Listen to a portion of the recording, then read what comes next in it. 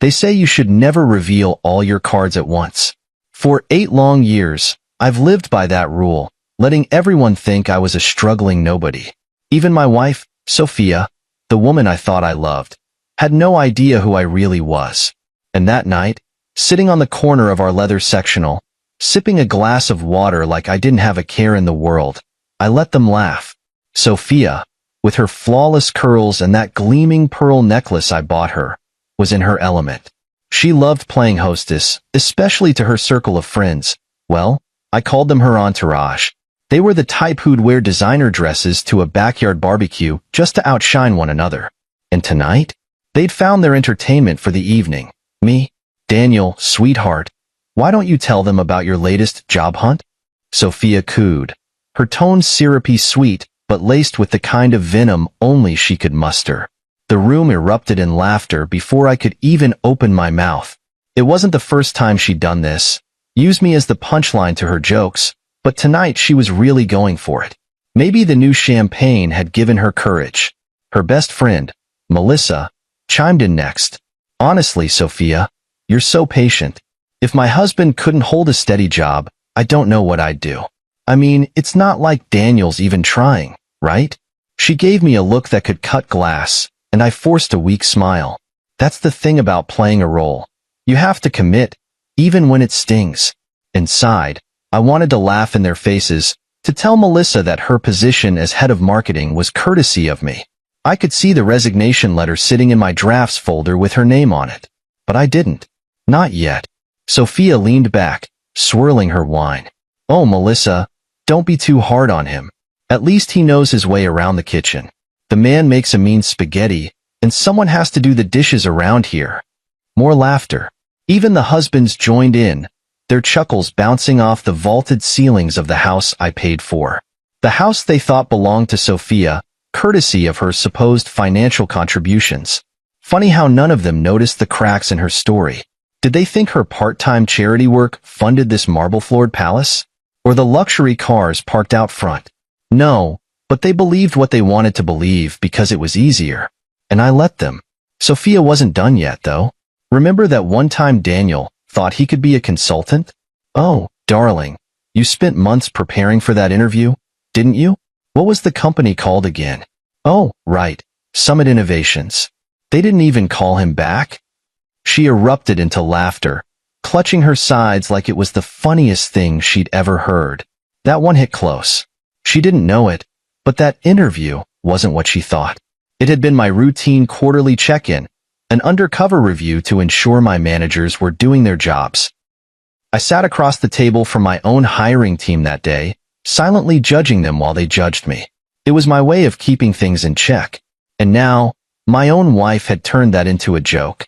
The rest of the night passed in a blur of cruel remarks, shared glances, and clinking glasses.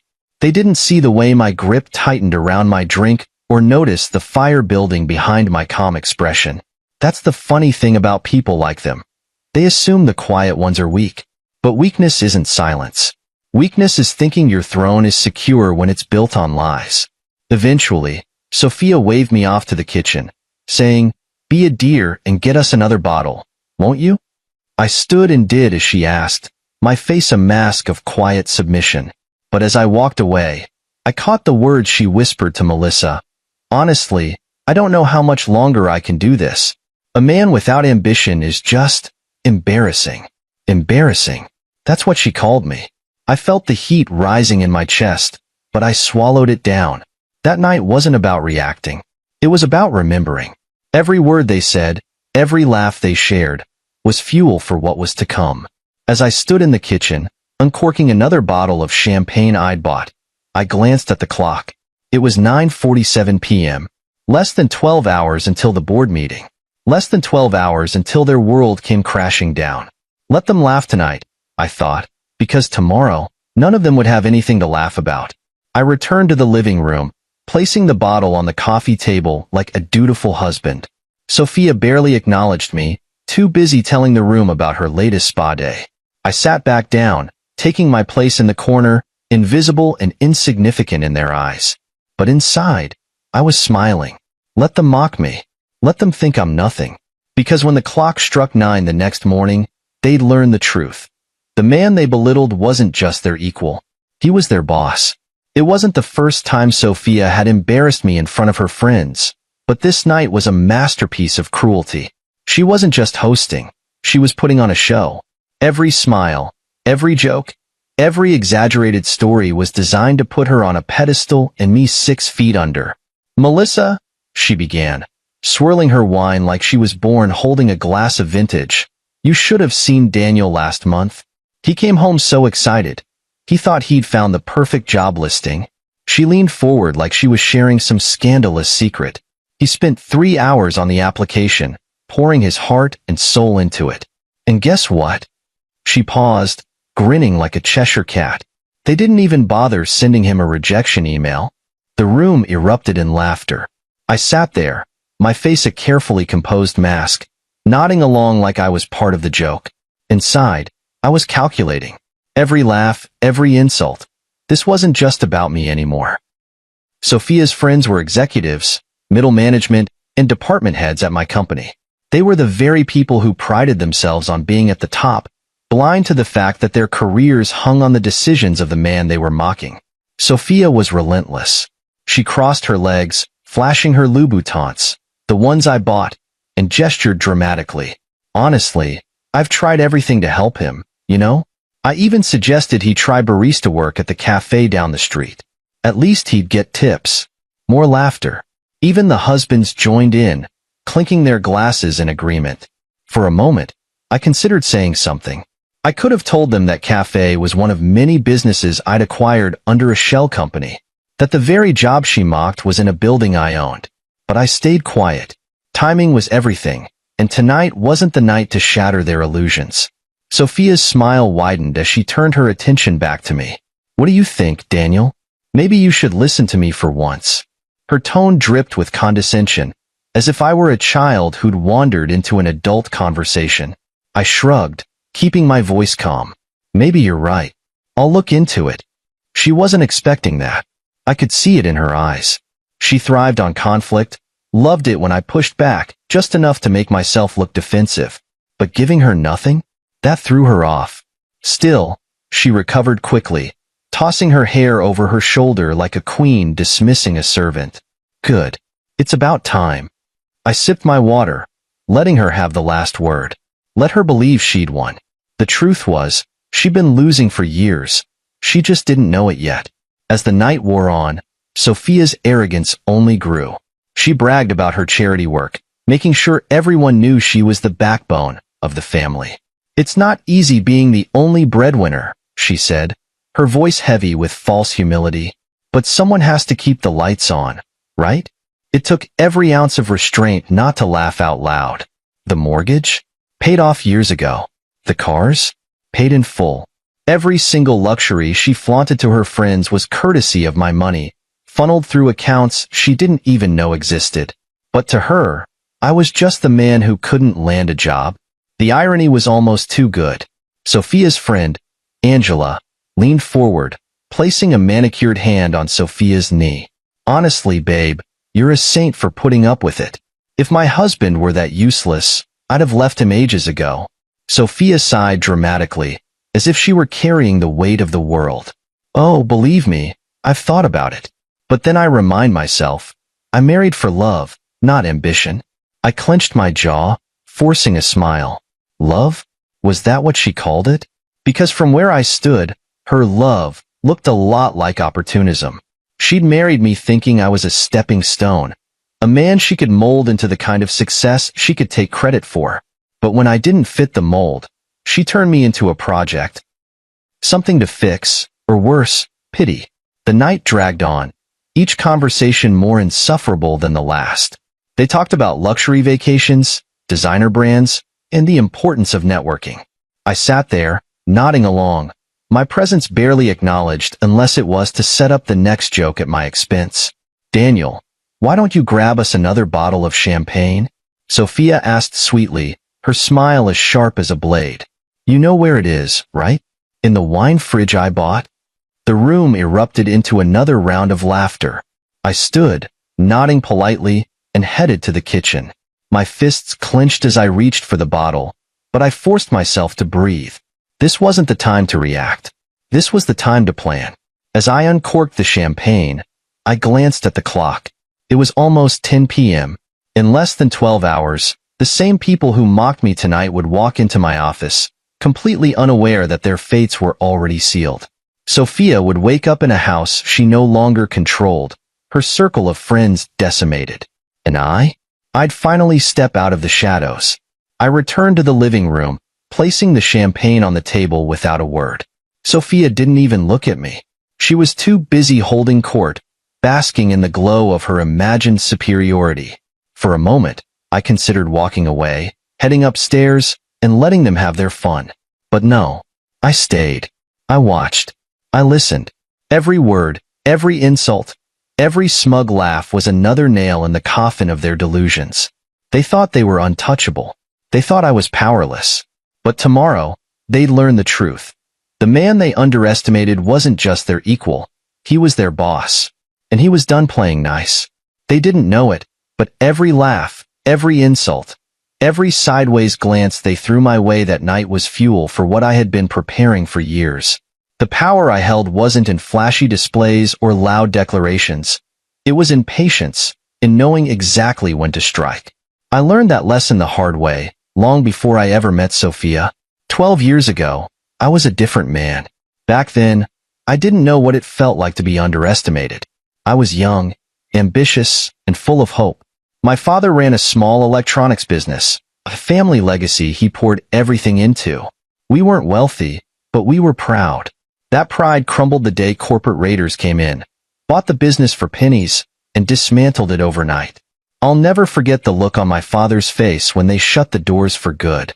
It wasn't just a business they took, it was his life's work. That moment shaped me. I swore I'd never let anyone take from me what they took from my father. I would build something unshakable, something untouchable, and I did. Summit Innovations wasn't born in a boardroom. It was born in my tiny apartment, where I worked around the clock, teaching myself coding, business strategy, and finance. I started with small contracts, fixing software bugs for local companies, and used every dollar I earned to reinvest in my dream. By the time I was 28, Summit was growing faster than I could have imagined. By 30, it was a powerhouse. And by 35, it was a global leader. But success comes with its own challenges. The bigger you get, the more vultures circle. I'd already had 3 relationships implode by the time I met Sophia. Each one ended the same way. They saw my success as a golden ticket, something they could latch onto and ride to an easier life. So, when I met Sophia, I made a choice. I wouldn't let her see the real me. Not yet. When we met, I was in the middle of a corporate acquisition. I just finalized a deal worth millions. But I walked into that charity gala dressed in a suit I'd had for years, and drove a car that wouldn't have looked out of place in a used lot. Sophia caught my eye instantly. She was beautiful, confident, and magnetic. But what stood out most was how she treated me. When she thought I was just a struggling consultant, she was sweet, supportive even. She told me, "You'll find your place, Daniel. Just keep trying." I believed her. I thought maybe, just maybe, she was different. We dated for a year before I proposed. By the time we got married, I thought I'd made the right choice. I moved her into the house she now calls hers, though I didn't tell her I owned it outright. I let her believe we were sharing everything, that we were building a life together. I even transferred money into her account monthly, so she could feel like she was contributing financially. At first, she was kind. But success changes people, or, more accurately, reveals them. It didn't take long for the cracks to show. Sophia's patience turned into criticism. Her kind words became thinly veiled barbs. She started using my lack of ambition as a weapon, first in private arguments, then in front of others. I could have stopped her at any time, but I didn't. Instead, I let her think she was in control. I let her believe she was the reason we had this life. I even let her spend money recklessly, knowing every dollar she flaunted came from my hard work. What she didn't know was that I was always watching. I wasn't just building a company. I was building safeguards. Every shell company, every private account, every legal document was designed to protect what I'd built. Sophia had no idea that every extravagant vacation, Every luxury car, every designer dress was paid for by Summit Innovations, funneled through accounts she couldn't trace. And she definitely didn't know that her friends, her inner circle of so-called high achievers, were my employees. Sophia's best friend, Melissa, was the head of marketing. Angela ran human resources. Even the husbands, with their tailored suits and smug grins, were senior executives, all handpicked by me. They thought they were untouchable, climbing their corporate ladders, making decisions they thought were theirs. But the truth was, every promotion, every project, every so-called achievement they bragged about at dinner parties was orchestrated by me. I didn't just build Summit Innovations. I controlled it. And they were pawns in a game they didn't even know they were playing. As Sophia and her friends mocked me that night, I thought about the files locked in my study upstairs. Surveillance footage of drunken company events where they let their guards down. Expense reports showing their misuse of company funds. Recorded conversations detailing their questionable business strategies.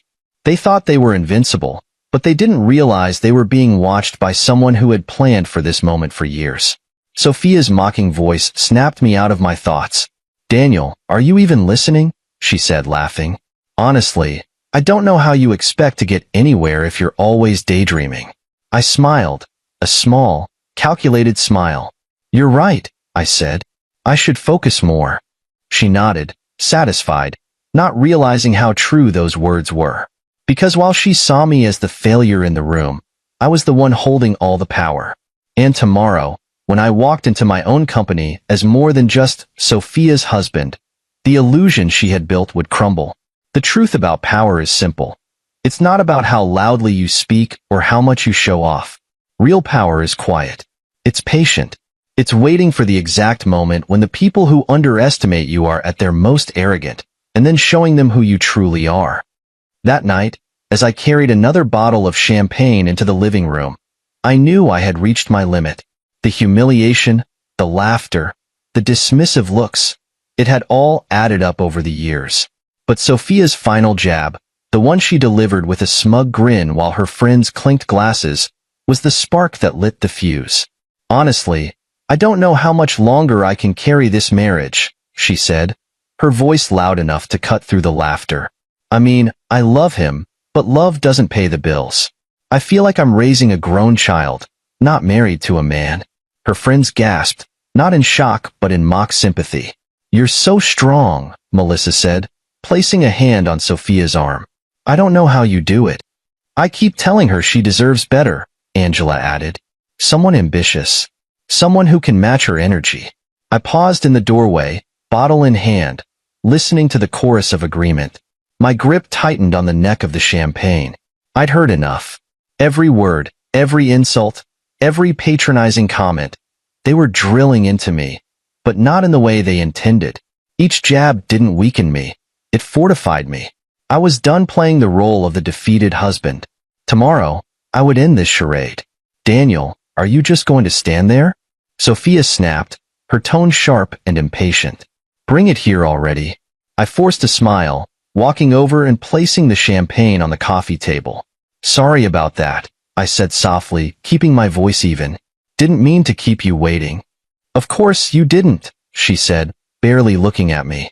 "You never do." That was it. I straightened up, looking around the room at the people who had spent the entire evening tearing me down. None of them met my eyes. They didn't need to. To them, I was invisible, unworthy of acknowledgement. But tomorrow, they'd be looking at me, really looking at me, for the first time. "I'm going upstairs," I said, keeping my voice calm. "Big day tomorrow." Sophia didn't even glance at me. "Good luck with that," she said, already turning back to Melissa. "Maybe this time he'll land something." The words hit like a slap, but I didn't let it show. I walked upstairs to the study, closing the door softly behind me. The sound of their laughter followed me, but I blocked it out. I had more important things to focus on. Inside the study, I locked the door and sat at my desk, taking a deep breath. The calm facade I had worn all night faded away, replaced by the cold determination that had driven me for years. I opened the hidden panel behind the bookshelf, revealing my secure workspace. 3 monitors lit up, displaying live feeds from the company, financial reports, and the personal files I gathered on Sophia and her friends. I started with Melissa, head of marketing. She had been siphoning funds from the department for years, disguising it as event planning expenses. The receipts in my files told a different story. Lavish vacations, personal shopping sprees, even a down payment on a car. It was all documented, every dollar accounted for. Angela was next. As head of HR, she had covered for executives who violated company policies, sweeping harassment complaints under the rug. Her emails, flagged by my team, were filled with thinly veiled threats to employees who dared to speak up. The husbands weren't any better. Greg, the VP of sales, had inflated quarterly figures to boost his bonuses. Scott, in operations, had been leaking proprietary information to competitors. And they all thought they were untouchable. And then there was Sophia, my wife, the woman who claimed to carry our marriage. She didn't work for the company directly, but she had benefited from it more than anyone. She had used my money to fund her image as a successful socialite, hosting charity events and galas, all while belittling me to anyone who would listen. But the part that stung the most was her betrayal. I had the evidence in front of me, messages exchanged with another man, flirtations at first, then full-blown plans for weekends away. She thought I didn't know. She thought I was too blind, too weak to see what was happening right under my nose. I leaned back in my chair, staring at the screen. The weight of everything, the lies, the manipulation, the mockery, it should have crushed me. But instead, I felt a sense of clarity. I wasn't angry. Anger was too simple, too fleeting. What I felt was purpose. Tomorrow wasn't just about revenge. It was about justice. It was about taking back what was mine, about reclaiming the life and the company I had built from nothing. Sophia and her friends had spent years tearing others down, using their positions of power to enrich themselves at the expense of those beneath them. They thought they were untouchable, that their titles and connections made them invincible. But they were wrong. So very wrong. I reached for my phone, sending a message to Sarah, my most trusted executive.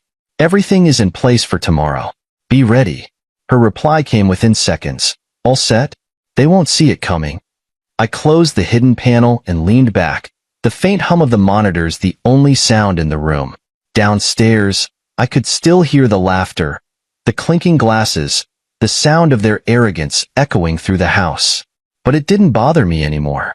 Let them laugh. Let them think they'd won. Because tomorrow, the laughing would stop. As I sat there, I thought about my father, about the lessons he'd taught me after his business was destroyed. Success, he'd said, isn't about being loud. It's about being patient. It's about waiting for the right moment to act.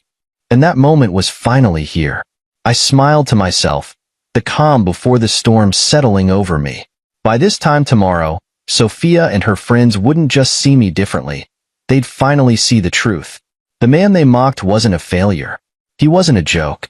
He was their boss. The morning of the reckoning began like any other, but for me, it was far from ordinary. The house was eerily quiet as I dressed in a tailored navy suit. One of the few indulgences I kept tucked away for occasions like this. Sophia was still asleep, her careless confidence evident in the way she sprawled across the bed, oblivious to what was coming. For years, I'd let her believe she was in control, but today, I was taking it all back. At exactly 6 a.m., I left the house, stepping into a black town car waiting outside. My driver, Charles, nodded as I slid into the back seat. He didn't ask questions. He never did. But there was a flicker of curiosity in his eyes when he noticed my unusually polished demeanor. "To Summit headquarters," I said simply. He nodded and pulled away, the hum of the engine steadying my nerves. My phone buzzed with a message from Sarah, my most trusted executive and one of the few people who knew the truth about me. "Sarah, boardroom ready. Security briefed. Documentation finalized." Me, "Perfect. Be sure the legal team is on standby." "Sarah, they've been briefed. Good luck." Luck wasn't a factor anymore. Everything had been meticulously planned, every detail accounted for. I leaned back in my seat, watching the city wake up around me. It was almost poetic, the world going about its business, unaware that, in a few hours, 5 people's lives would be irreversibly changed. When I arrived at the office, I entered through the private service entrance. It was one of many perks that came with being the CEO of Summit Innovations, though no one had ever seen me use it. That's how I liked it. Staying in the shadows, observing from a distance, letting my carefully chosen executives think they were running the show. But today, I wasn't staying in the shadows. Sarah was waiting for me in the security office. She handed me a visitor's badge with a faint smirk. Angela Martinez, it read, the fake name I used whenever I needed to go undercover within my own company. Everything is set, she said, motioning to the monitors displaying live feeds from various parts of the building. Your wife's friends are already here. Morning meetings are underway. I glanced at the screens, watching as Melissa, Angela, Greg, and Scott arrived one by one, laughing and chatting as if it were just another day. They had no idea what awaited them. Make sure the security team knows not to intervene unless instructed, I said. I don't want any disruptions. Sarah nodded. Understood. What about your wife? Sophia. My stomach tightened at the thought of her. She wasn't part of the corporate takedown, not directly. But what I had planned for her was just as thorough. She'll know soon enough, I said, brushing off the thought. Focus on the task at hand. At precisely 8:45 a.m., I took my position in the lobby. Dressed in my unremarkable disguise, I watched as the day's players arrived. Melissa breezed in first, her head held high, barking orders into her phone. Angela followed closely behind, pausing to greet the receptionist with a hollow smile. Greg and Scott arrived together, laughing about a round of golf they'd played the weekend before. They didn't notice me sitting there, flipping through a copy of Summit's annual report like a nervous job candidate. That was the beauty of staying invisible. They never looked twice. At 9 a.m. sharp, I made my way to the HR floor for my interview. It was a charade, of course, a test of how deeply the rot had spread. I wanted to see firsthand how my own hiring process had been corrupted under their leadership. Thomas, the HR representative, greeted me with a thin smile, clearly disinterested. This will be a quick assessment, he said, leading me into a small conference room. Just a few basic skills tests and a short interview. The skills test was almost laughable in its simplicity. I made intentional errors, fumbling with questions I could have answered in my sleep. Through the glass walls, I saw Melissa walking by, glancing into the room with a look of mild disdain. She didn't recognize me, of course. To her, I was just another nobody wasting her company's time. Thomas reviewed my work with a barely concealed smirk. Well, he said, his tone condescending, this is interesting. Let's move on to the interview. The panel interview was worse.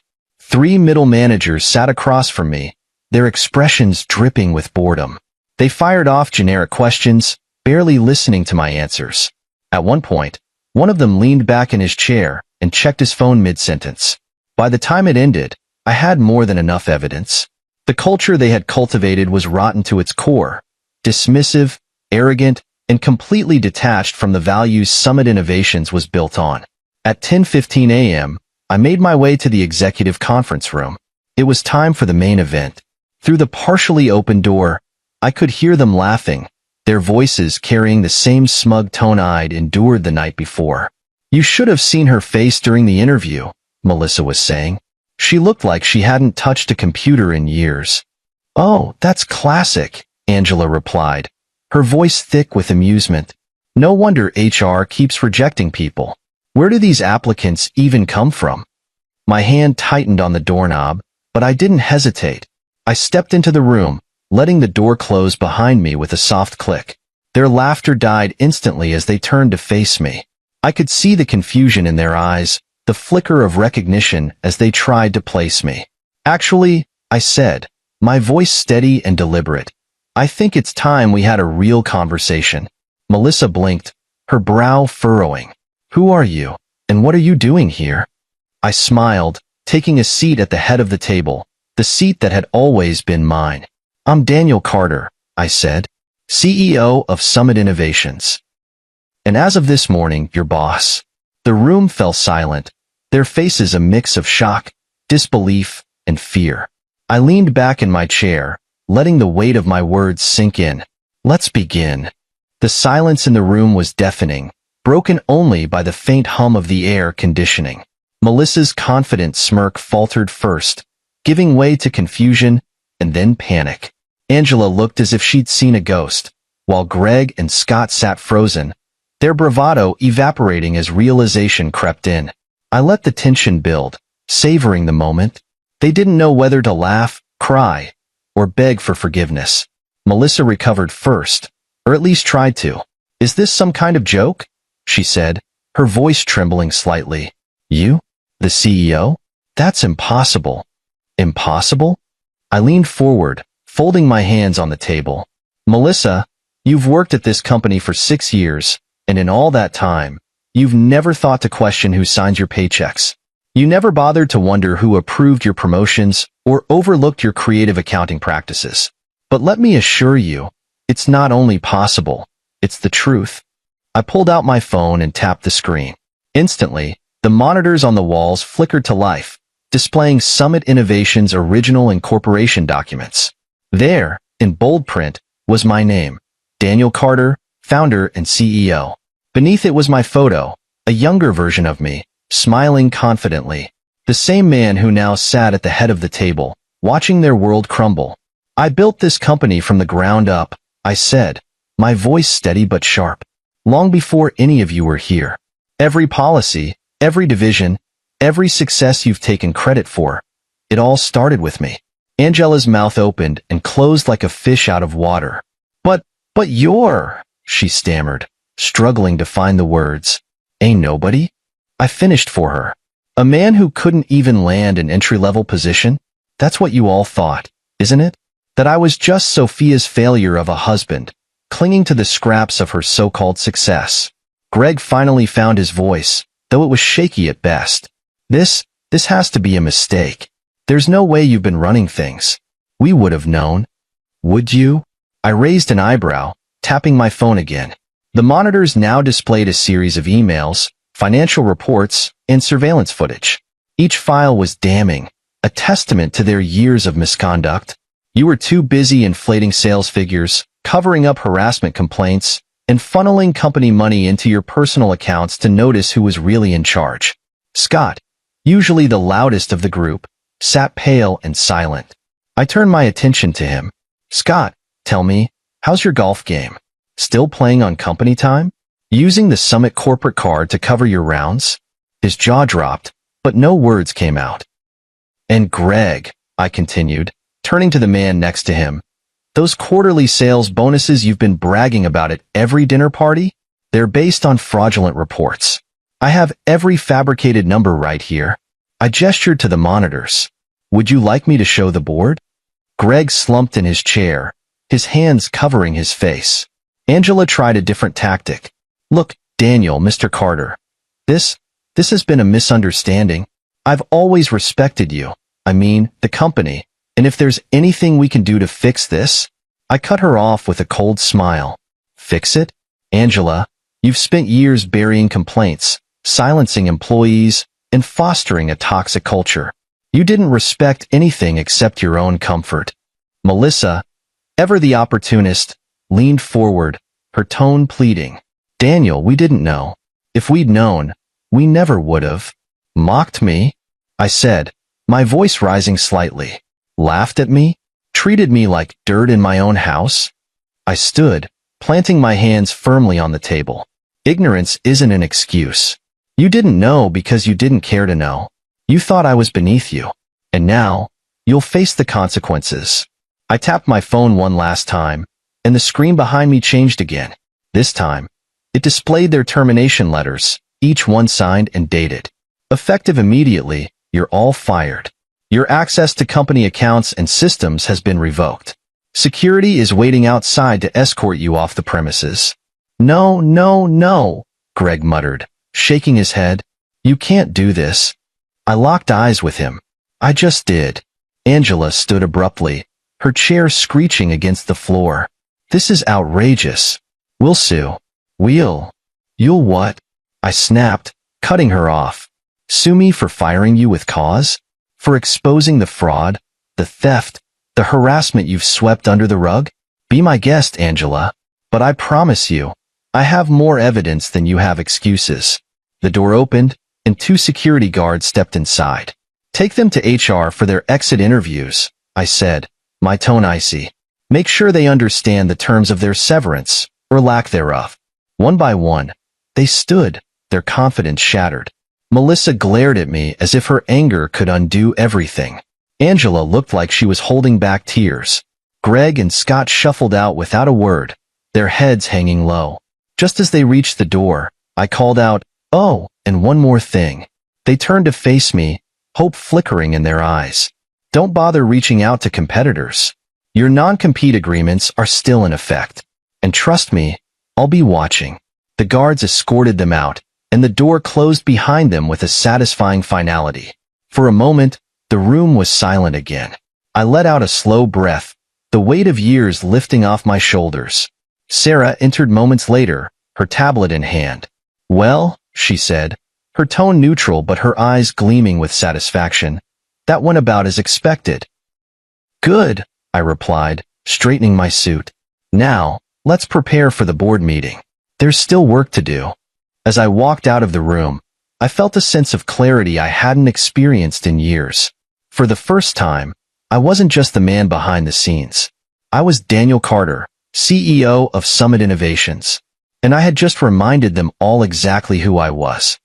I don't think anyone truly understands the satisfaction of watching the mighty fall until it's their hand holding the lever. As I walked back to my private office, I replayed the looks on their faces in my mind. Melissa, Angela, Greg, Scott. They thought they were invincible, untouchable. But I'd torn away their illusions in a matter of minutes. And now, it was time for the aftermath. Sarah was already waiting for me when I arrived, her tablet filled with updates and reports. "The termination process is underway," she said, her tone brisk but professional. "HR is processing their files, and security is clearing their offices." Melissa tried to call someone from the marketing team on her way out, but we've already disabled her phone and email access. I nodded, sitting behind my desk. "Good. Make sure all communications are monitored. I don't want any attempts to leak information or contact clients." "Already done," Sarah replied. "And one more thing. Angela demanded to see the board before she left. She claims she's being wrongfully terminated."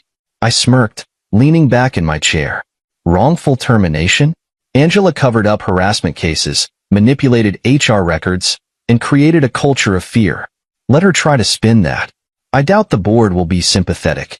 Sarah smiled faintly, a rare crack in her usually stoic demeanor. "I didn't think so, but I figured I'd let you know." By noon, the fallout was well underway.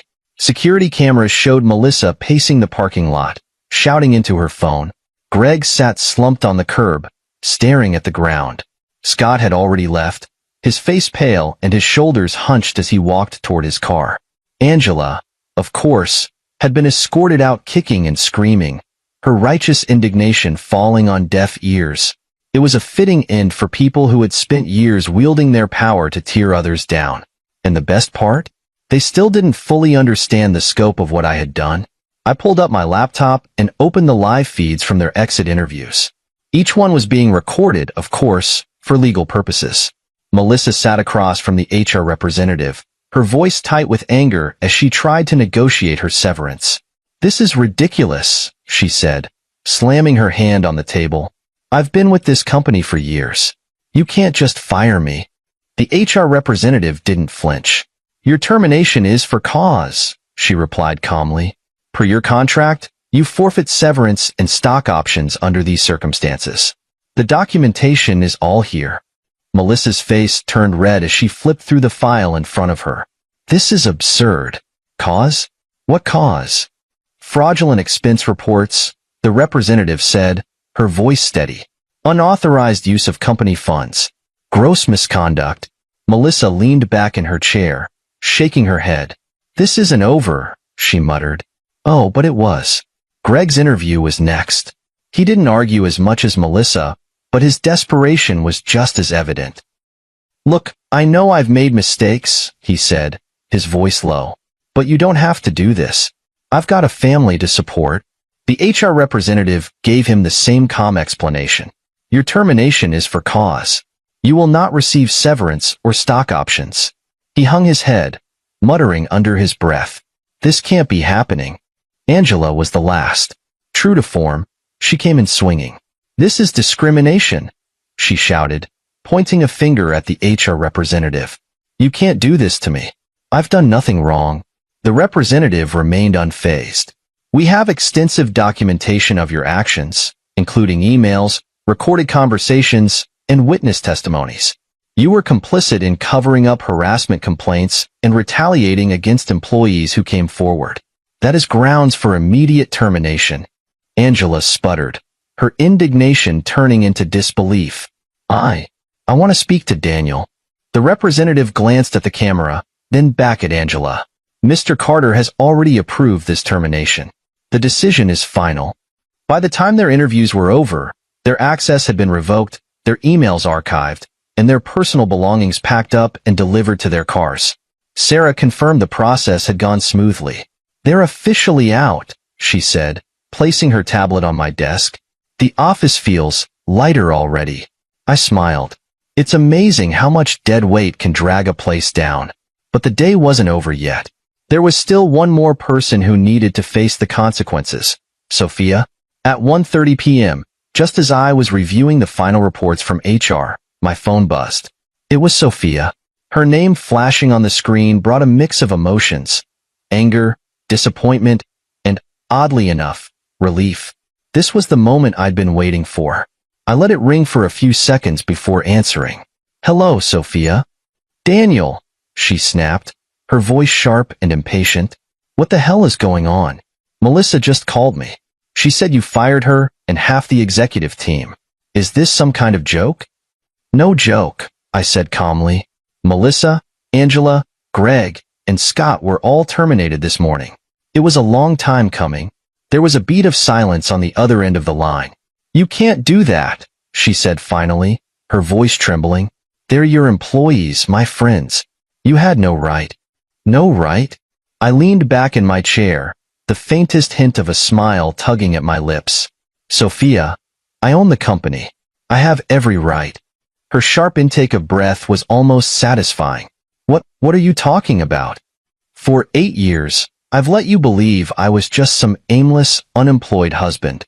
But the truth is, I built Summit Innovations from the ground up. Every decision, every success, every dollar you've spent came from me. And now, I've finally taken out the trash. You lied to me, she whispered, her voice breaking. No, I said coldly. You lied to yourself. And now, you're about to see what happens when the truth finally comes out. I hung up, leaving her in stunned silence. There was more to say, much more, but that conversation could wait. For now, I had a company to run. When Sophia stormed into the Summit Innovations headquarters later that afternoon, the receptionist didn't even have time to stop her. She marched past the front desk and headed straight for the executive suite, her heels clicking angrily against the polished floors. I was waiting for her, seated calmly at my desk, reviewing the final files from the day's terminations. The door burst open, and there she was, my wife, looking every bit the picture of indignation. Her perfectly styled hair, her designer handbag swinging in her hand, and the fury in her eyes might have intimidated someone else. Not me. Daniel, she said, her voice sharp and demanding. What in the world is going on? I didn't look up immediately. I took my time, finishing the last line of a report before closing the folder and setting it neatly on my desk. When I finally met her gaze, I spoke with deliberate calmness. Good afternoon, Sophia. What brings you here? What brings me here? She repeated, her voice rising. I just got a call from Melissa, crying hysterically, telling me you fired her, and Angela and Greg and Scott. You've lost your mind. I leaned back in my chair, steepling my fingers. Have I? Or have I finally decided to clean up the mess they've made of my company? Sophia blinked, caught off guard by the words. Your company? She scoffed, shaking her head. What are you talking about? Summit isn't yours. It is, I said, my voice steady. It always has been. For a moment, she was silent, the weight of my statement sinking in. Then she laughed, a bitter, disbelieving sound. This is some kind of joke, right? You're trying to, what? Scare me? Humiliate me? I stood, walking around the desk and stopping just a few feet from her. Do you remember the house we live in, Sophia? The one you've always called our home? I paid for it, outright. And the cars, the trips, the charity galas. You thought your part-time work covered all that? No. Every luxury you've ever flaunted was funded by Summit Innovations. My company. Her face paled, and her hand tightened around her handbag. You're lying. Am I? I walked back to my desk and tapped a button on my laptop. The monitor on the wall behind me lit up, displaying the incorporation documents for Summit Innovations, complete with my name as founder and CEO. You've been living off my success for years, Sophia. And while you were busy mocking me, I was busy building an empire. She stared at the screen, her mouth opening and closing as if she wanted to say something but couldn't find the words. You lied to me, she finally whispered, her voice trembling. I didn't lie, I said coldly. I let you believe what you wanted to believe. You saw what you wanted to see. A man you could pity, control, and belittle. You never once stopped to question why everything seemed to come so easily, why the bills were always paid, or why your lifestyle never matched what you thought we could afford. You never cared enough to dig deeper. Her eyes filled with tears, not of remorse, but of anger. You humiliated me in front of my friends. You destroyed them. I raised an eyebrow. Destroyed them? No, Sophia. They destroyed themselves. Melissa was stealing from the company. Angela covered up harassment complaints. Greg falsified sales figures, and Scott leaked proprietary information to competitors. They weren't your friends. They were parasites. Just like you. The word hit her like a slap, and for a moment, I thought she might scream. Instead, she straightened her spine, trying to reclaim some shred of dignity. You've gone too far, Daniel, she said, her voice icy. You think you can just humiliate me like this? You'll regret it. I let out a short laugh. Regret it? Sophia, for years, I've endured your mockery, your condescension, and your utter lack of respect. You made me the punchline of your jokes, parading me around as a failure while you basked in a life I built. The only thing I regret is not doing this sooner. Her anger boiled over then. You can't do this to me, she hissed. We're married. I'm entitled to half of everything. I walked back to my desk, opened another folder, and pulled out a stack of papers. I placed them on the table between us and slid them toward her. That's where you're wrong. You signed a prenuptial agreement when we got married. It ensures that everything I built before and during our marriage remains mine. Your entitlement ends today. She stared at the papers, her hands trembling. You're divorcing me, she whispered. I am, I said without hesitation. And before you even think about contesting it, know this. I've already spoken to the best divorce attorneys in the city. None of them will take your case. Your access to the joint account has been revoked, and your spending spree stops now. Her face crumpled as the reality of her situation set in. Daniel, please, she said, her voice breaking. I held up a hand, cutting her off. Save it. Your crocodile tears won't work on me anymore, Sophia. For years, I gave you everything. More than you deserved, and you repaid me with mockery and betrayal.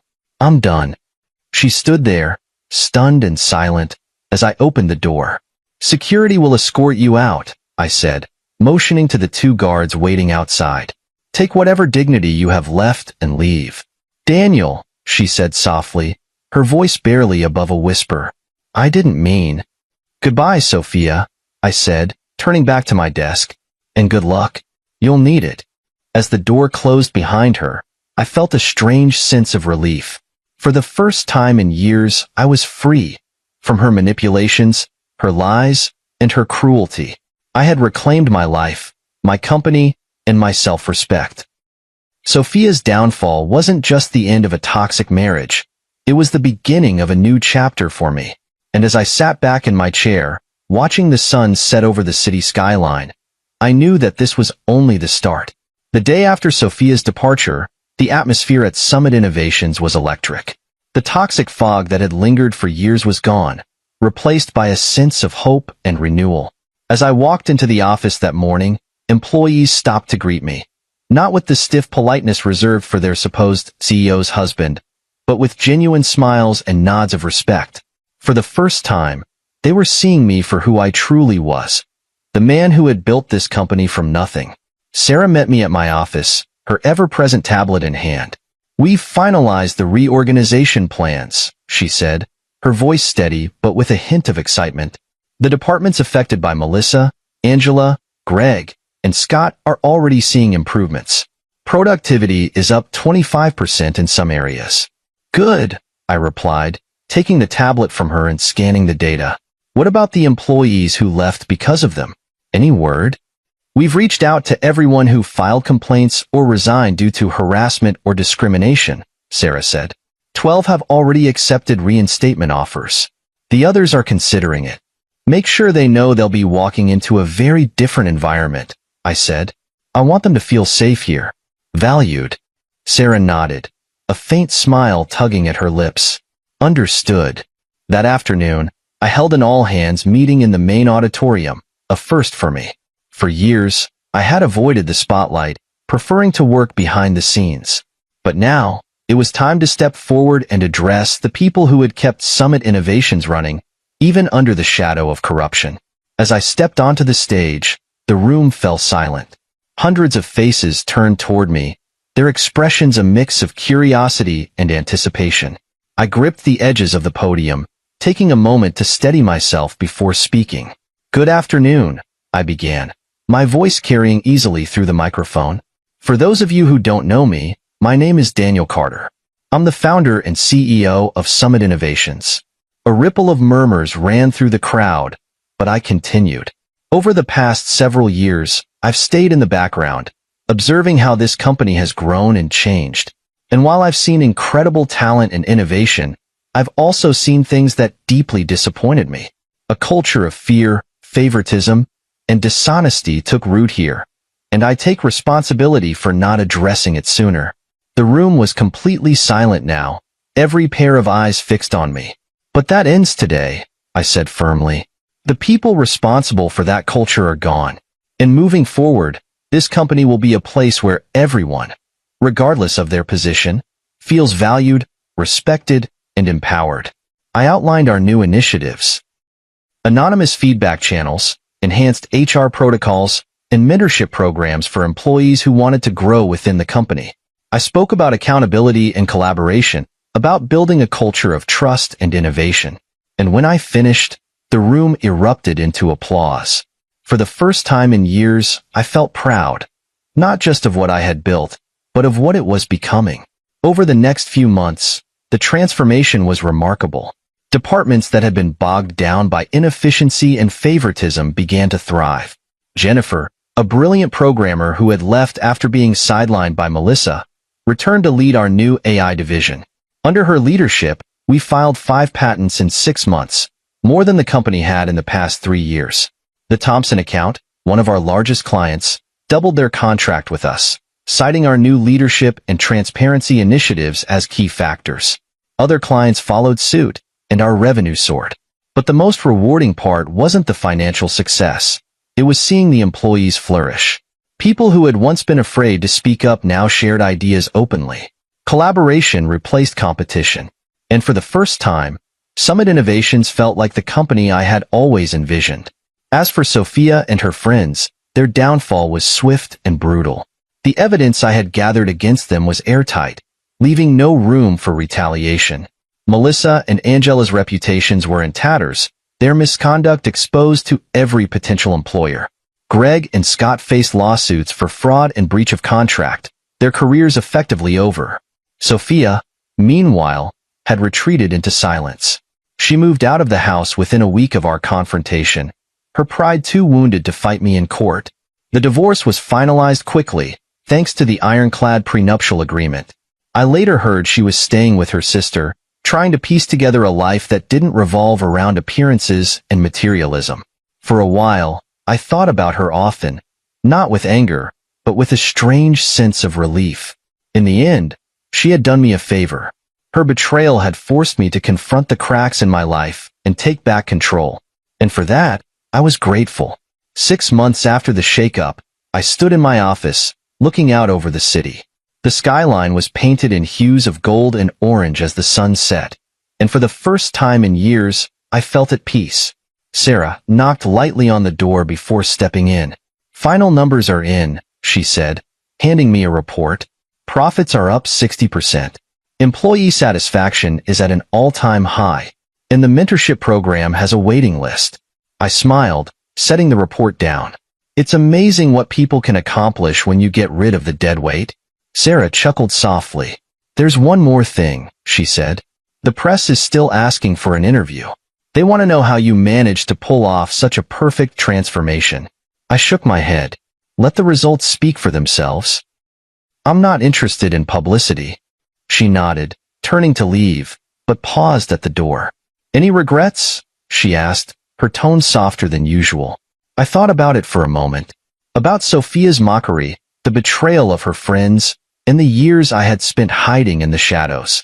But then I thought about the company we had rebuilt, the people who were thriving, and the future that lay ahead. "No," I said finally. "No regrets. Just lessons." In the end, revenge wasn't about destroying what was broken. It was about rebuilding something better.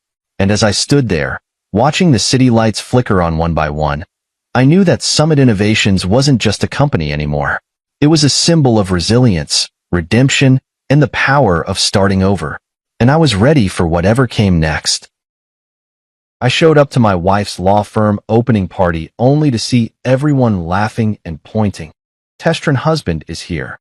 Then my wife handed me an envelope. "The first job of my firm is our divorce, sign, and leave." So I walked away, quietly canceled every payment, party, trip, and pulled out my $20 million investment to her firm. Minutes later, my phone lit up with 456 missed calls, and someone showed up at my door. You know what they say about karma? Sometimes she's a patient bitch who takes her sweet time. But tonight, as I'm walking into the Hilton atrium wearing my best Tom Ford suit and a smile that could sell ice to Eskimos, I have no clue that karma's about to clock in for overtime. The place is absolutely buzzing. Crystal chandeliers casting rainbow prisms across marble floors that probably cost more than most people's cars. I can smell success in the air, mixed with overpriced champagne, and that particular brand of arrogance that only comes from lawyers who think they've made it big. The irony? Every damn penny of this extravaganza came from my bank account. I'm Marcus Hale, 42 years old, and I've got that self-made swagger that comes from turning a small tech startup into a multi-million-dollar empire while everyone else was still figuring out how to use email without accidentally hitting reply all. Tonight's supposed to be the grand opening of Hale and Winters LLP, my wife's dream law firm that I've been bankrolling like some kind of legal sugar daddy. As I make my way through the crowd, nodding at faces I recognize from country club dinners and charity galas, I'm actually feeling pretty damn good about myself. This is my moment too, right?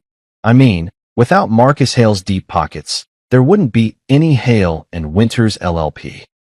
There wouldn't be this fancy party with its ice sculptures and champagne fountains that look like they belong in a Vegas hotel lobby. But then I hear it, this snide little comment that cuts through the party chatter like a knife through butter. Some young associate, probably fresh out of law school and still wet behind the ears, leans over to his buddy and says with a smirk, Well, looks like the test-run husband is here."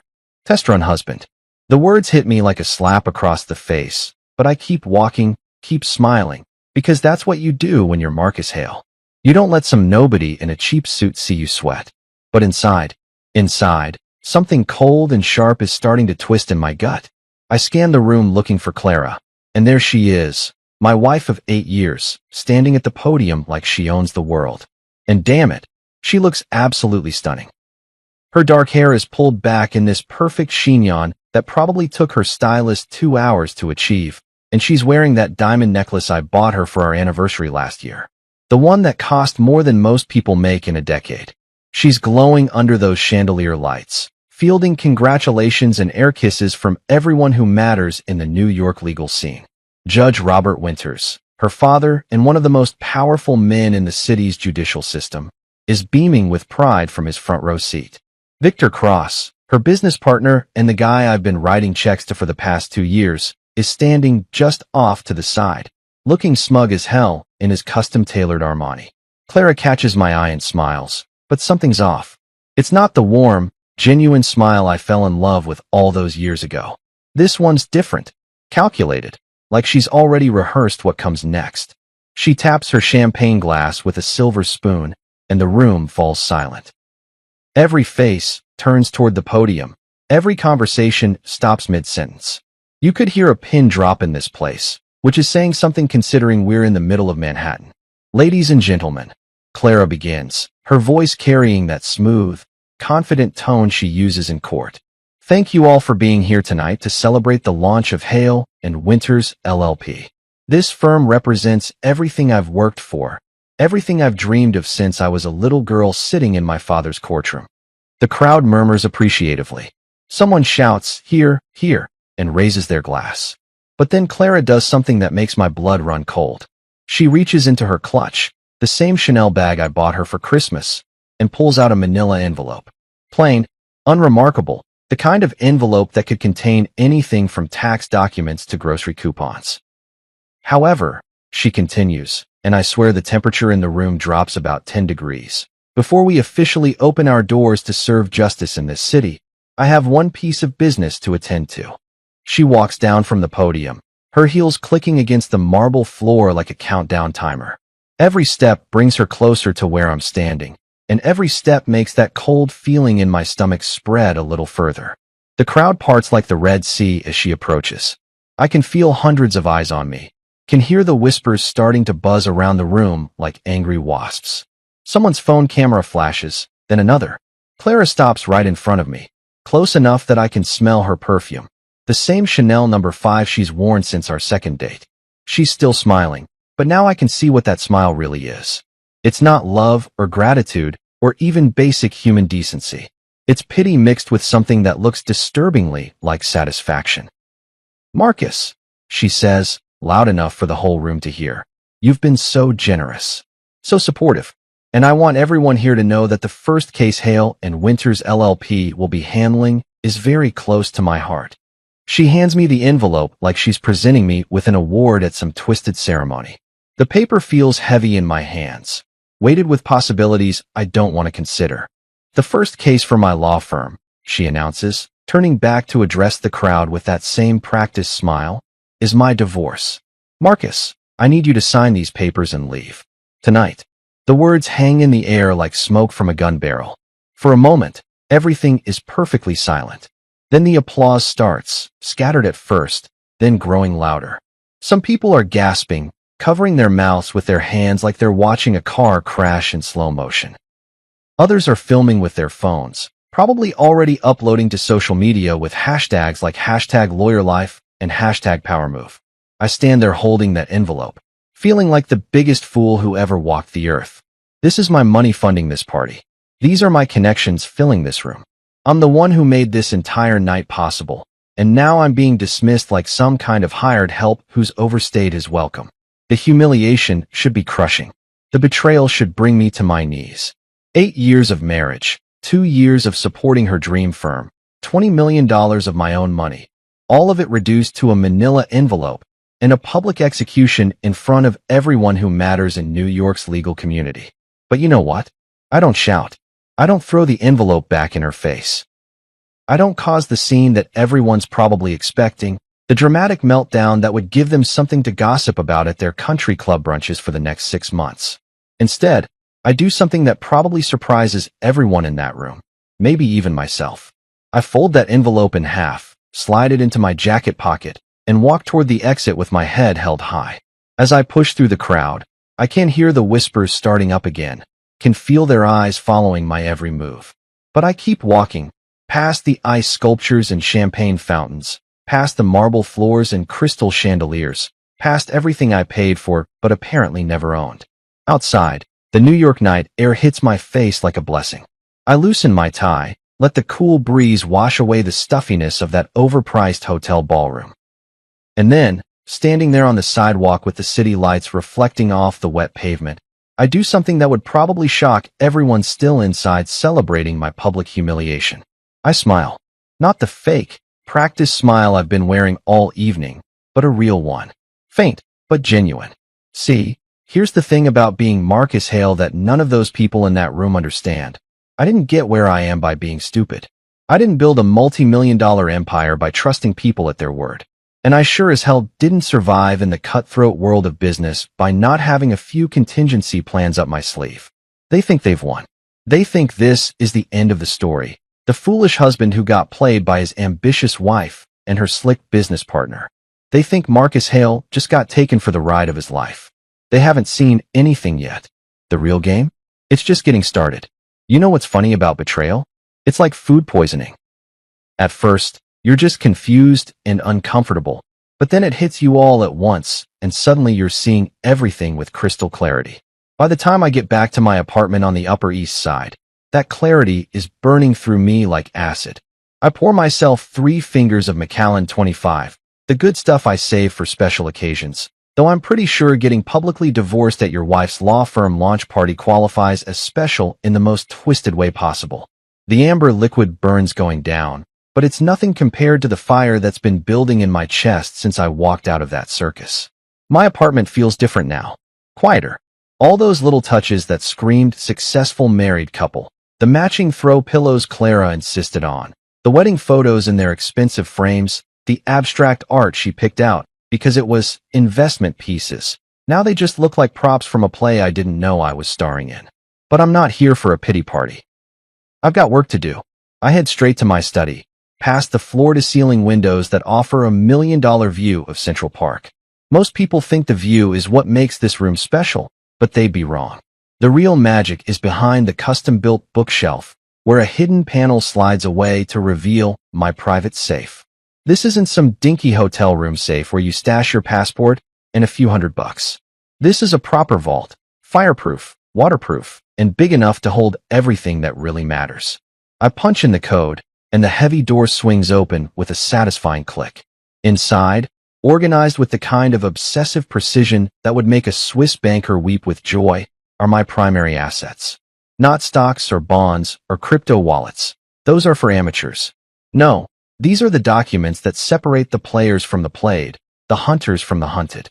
I pull out the first binder, thick as a phone book and labeled in my own handwriting. Hale and Winters LLP. Financial structure. Every page tells a story, and boy, is it a doozy. Here's what Clara and her smug partner Victor didn't understand about Marcus Hale. I don't just throw money at things and hope for the best. When I invest, I document everything. When I write a check, I create a paper trail that could be followed by a blind accountant with dyslexia. The first section shows the initial seed money, $5 million transferred from my personal account to establish the firm's operating capital. Clara thought it was a gift, a loving husband supporting his wife's dreams. In reality, it was a loan with very specific terms that she never bothered to read because she was too busy picking out office furniture and planning launch parties. Next up, the office lease. That gorgeous corner suite on Madison Avenue with the mahogany conference table and the view of the Chrysler Building? The one that costs $40,000 a month? Yeah, that's in my name. The lease agreement sits right here in black and white, along with the security deposit receipt for $200,000. I flip through more pages, each one a little insurance policy I never thought I'd need to cash in. Interior design costs, another $250,000 for Clara's vision of sophisticated legal elegance. The custom law library with its first edition legal texts and hand-carved shelving, 6 figures.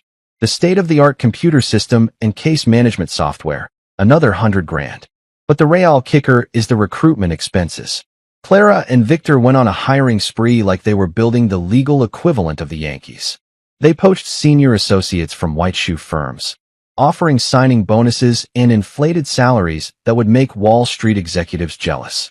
Every single one of those offers was backed by my money, and every single contract includes a clause that ties their employment to the firm's financial stability. As I'm going through these documents, something starts bubbling up from deep in my chest. At first, I think it might be another wave of humiliation, but then I realize what it actually is: laughter. Dark, bitter laughter that tastes like revenge served at room temperature. Because here's the thing that's becoming crystal clear as I review my meticulous record keeping. I haven't been Clara's husband for the past 2 years. I've been her bank. A walking, talking ATM with a wedding ring and a joint checking account. Every dinner party where she introduced me as my husband, the tech entrepreneur, she was really saying, my financier who doesn't understand law.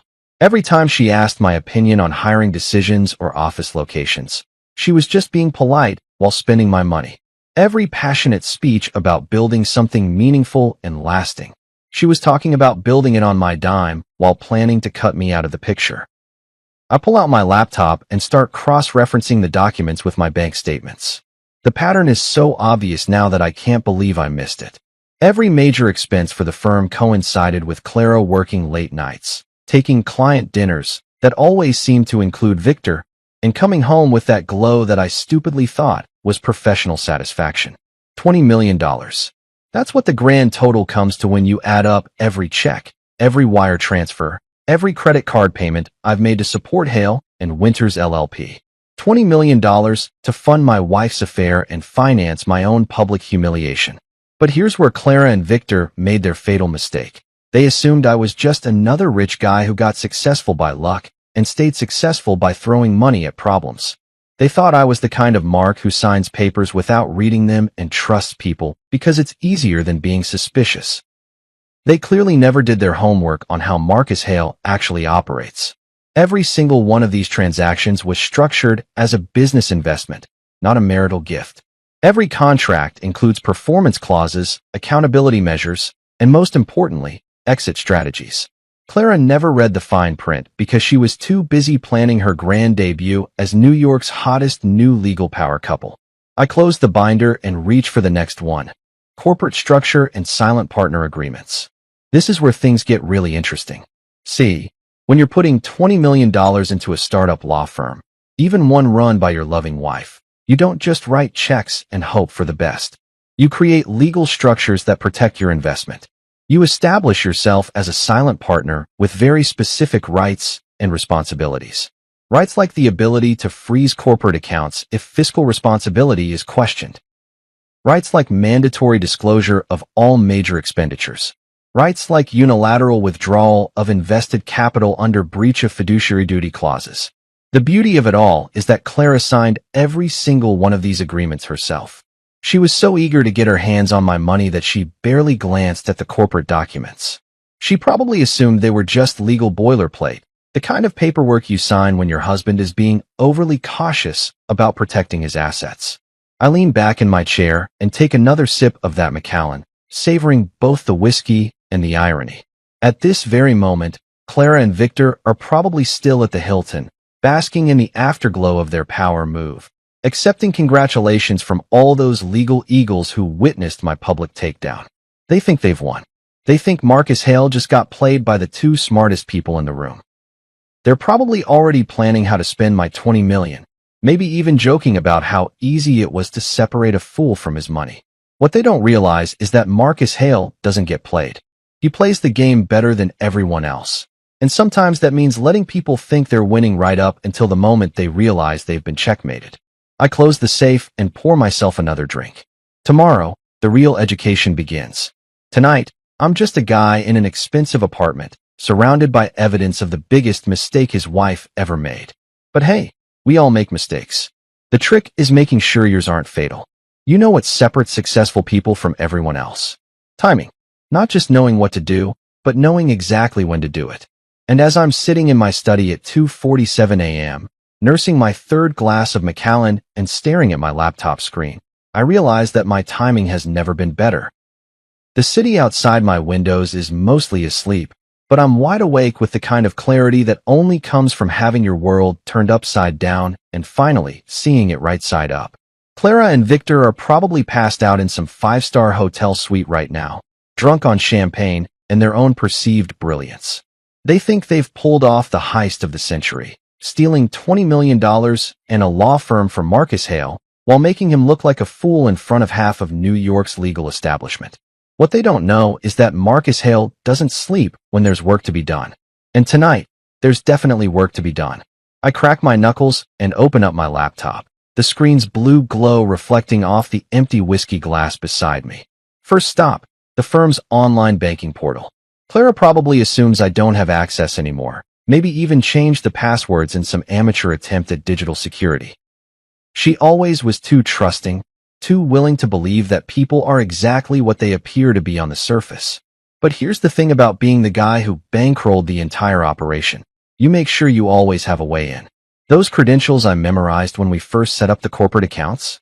Still working perfectly. The backup email address tied to password recovery? That's my personal Gmail account, not Clara's. The security questions? All answered with information only I would know. I'm in the system within 30 seconds, and what I see makes me smile for the first time since that disaster at the Hilton. The account balance shows exactly what I expected. $847,000 in operating capital, sitting pretty in the main business checking account.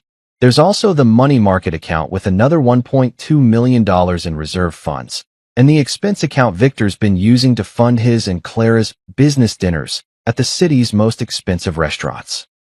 This is going to be fun. I start with the smallest moves first, the kind of financial adjustments that won't trigger any immediate red flags, but will definitely cause some interesting conversations come Monday morning.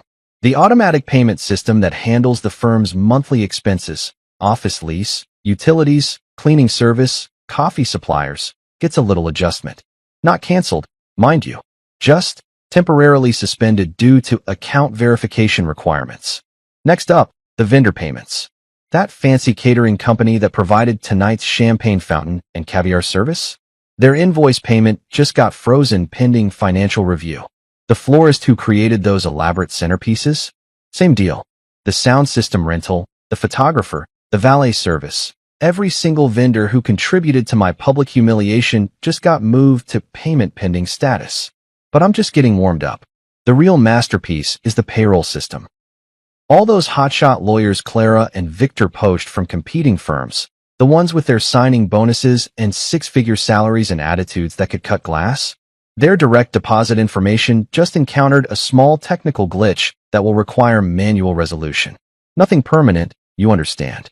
Just a temporary hiccup that might make their mortgage payments a little more interesting this month. I lean back in my chair and take another sip of whiskey, savoring the smooth burn as much as the elegant simplicity of what I'm doing.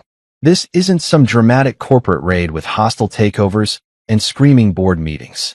This is surgical precision, the kind of quiet destruction that happens in spreadsheets and database queries while the targets sleep peacefully in their beds.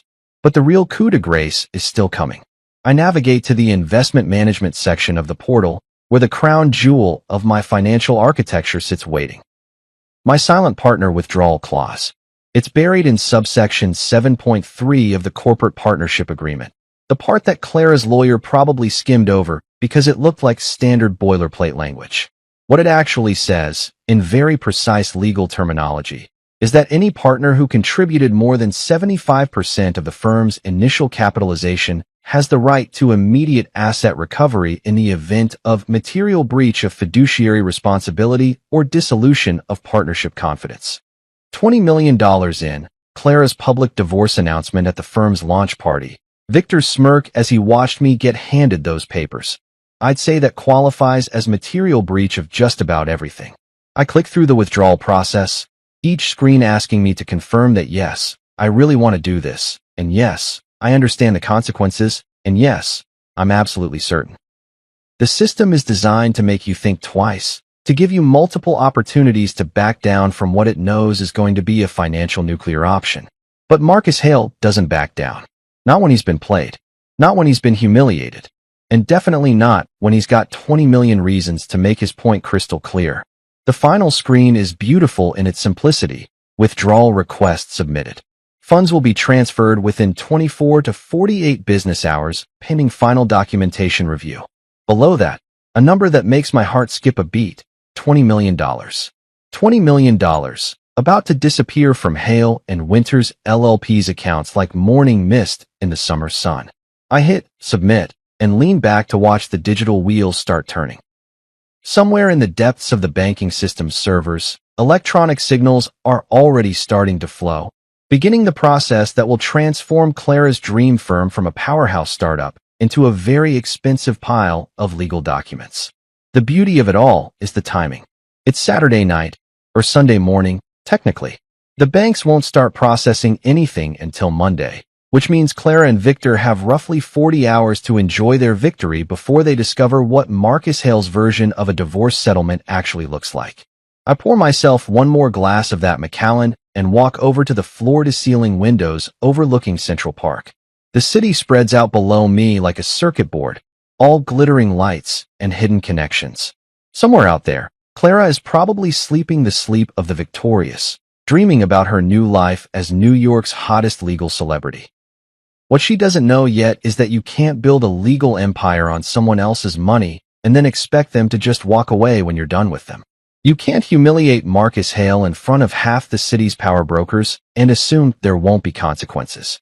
They wanted a scene at that party, some dramatic breakdown they could gossip about over their country club brunches. What they're getting instead is something much more devastating.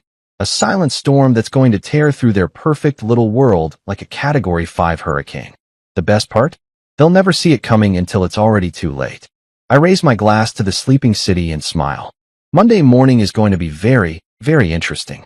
Monday morning hits New York City like a freight train, and I'm sitting in my kitchen sipping Colombian coffee that costs more per pound than most people spend on groceries, watching the sunrise paint the sky in shades of orange and pink. It's shaping up to be a beautiful day, the kind that makes you grateful to be alive and absolutely thrilled to be Marcus Hale. My phone has been buzzing since about 6:30 a.m., lighting up like a Christmas tree with incoming calls, texts, and voicemails. The caller ID reads like a who's who of people who suddenly need to talk to me very, very urgently. Clara, 47 missed calls and counting. Victor Cross, 12 calls, each one probably more desperate than the last, and a parade of board members, investors, and vendors whose names I recognize from the very expensive party they threw on Saturday night. I ignore every single one of them. There's something deeply satisfying about having information that other people desperately need while maintaining complete radio silence. It's like being the only person with an umbrella in a thunderstorm. You can choose who stays dry and who gets soaked to the bone. My doorman's voice crackles through the intercom at exactly 10 a.m., right on schedule. Mr. Hale, sir. There's a young lady here from the law firm. Says it's urgent. Name's Sophie something. Sophie Lang. Clara's assistant, fresh out of college and probably making 30 grand a year to fetch coffee and manage calendars for people who think they're changing the world. Poor kid probably has no idea she's about to become a messenger in the most expensive game of chess New York has seen all year. Send her up, Frank, I tell the intercom, then settle back into my leather chair with my coffee mug and the morning edition of the Wall Street Journal. Nothing quite like reading about other people's financial disasters while orchestrating your own masterpiece. The knock on my door comes exactly 3 minutes later. Soft, hesitant, the kind of knock that says, please don't shoot the messenger. I take my time answering, letting her stew in the hallway for a moment while I finish the article I'm reading about market volatility in emerging tech sectors. When I finally open the door, Sophie Lang looks like she's been through a blender set on Corporate Nightmare. Her usually perfect blonde hair is pulled back in a messy bun. Her makeup is smudged like she's been crying or rubbing her eyes, and she's clutching a manila folder against her chest like it's a life preserver. Mr. Hale, she says, and her voice actually cracks a little. Thank you for seeing me. I know this is irregular. Sophie, right. I step aside and gesture for her to come in. Clara's assistant? Coffee. You look like you could use it. She shakes her head quickly, too wound up to sit still. I can't stay long. The firm is, there's a situation. A big situation.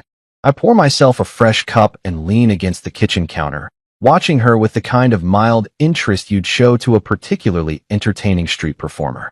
Oh, what kind of situation? Everything's collapsing. The words tumble out of her like water through a broken dam. The payroll system crashed this morning. Nobody got paid. The vendors are calling nonstop saying their payments were rejected. The catering company is threatening to sue over the party expenses. Even the coffee service got cut off. Do you know how lawyers function without coffee, Mr. Hale? I take a slow sip from my mug and make a thoughtful noise. Sounds complicated. The investors are furious, she continues, pacing back and forth in my entryway like a caged animal. Judge Winters has been calling every hour demanding explanations. Victor locked himself in his office and won't come out. And Clara. She stops pacing and looks at me with eyes that are definitely on the verge of tears. Clara says it's all just a computer glitch. Some kind of banking error that will be resolved by end of business today. And what do you think, Sophie? She bites her lower lip, clearly wrestling with whether to speak her mind to the man who just got publicly divorced by her boss. I think, she says carefully, that computer glitches don't usually involve $20 million disappearing from corporate accounts. Smart girl. Smarter than her boss, anyway. I'm not a financial expert, I tell her, setting down my coffee mug and walking over to my desk. But that does sound like more than a glitch. I pull open the top drawer and retrieve a cream-colored envelope, the kind of expensive stationery that screams serious business without having to say a word. Inside are 3 sheets of legal paper covered in my lawyer's precise handwriting. Terms and conditions that Clara is going to absolutely hate, but will have no choice but to consider. I need you to deliver this to Clara, I say, handing Sophie the envelope. Directly to her. Don't give it to Victor, don't leave it with the receptionist, don't put it in her inbox. Hand it to Clara personally and tell her she has exactly 24 hours to respond. Sophie takes the envelope like it might explode in her hands. What's in it? A way out of this mess, I say simply. The only way out, actually. Her eyes search my face, probably looking for some hint of mercy or compassion or basic human decency. What she finds instead is the cold, calculating stare of a man who's done playing games. Mr. Hale, she says quietly, is this about the divorce? Because if it is, maybe we could. Sophie, I interrupt her gently but firmly. This isn't about the divorce. This is about business. $20 million worth of business that your bosses seem to have forgotten belongs to someone. She nods slowly, finally understanding that she's not just delivering a message. She's carrying the terms of surrender from the winning side to the losing side. 24 hours, I repeat. Not a minute more. And Sophie? Make sure Clara understands that this is the only offer she's going to get. The next conversation won't be nearly as pleasant. After she leaves, I walk back to my kitchen window and look out at the city below. Somewhere in a glass tower on Madison Avenue, Clara is probably having the worst Monday of her professional life. The phone calls, the panicked meetings, the growing realization that her dream firm is turning into a nightmare faster than she can damage control.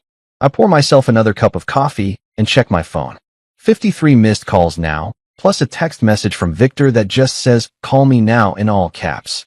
I delete the text without reading it twice and turn my phone to silent mode. The beautiful thing about being Marcus Hale is that when you hold all the cards, you get to decide when the game ends. And this game? It's just getting started. 24 hours, Clara. The clock is ticking. Friday morning arrives with all the subtlety of a demolition crew, and I'm standing in front of my bathroom mirror at 7:30 a.m., adjusting a tie that costs more than most people's rent, while mentally preparing for what's about to be the most satisfying business meeting of my entire career. Today's ensemble is what I like to call corporate executioner chic. Charcoal Tom Ford suit that fits like it was sewn directly onto my body, Italian leather shoes that could probably finance a small car, and a smile that would make a shark jealous. When you're about to walk into a room full of lawyers who think they've been playing chess while you've been playing 4D chess, presentation matters.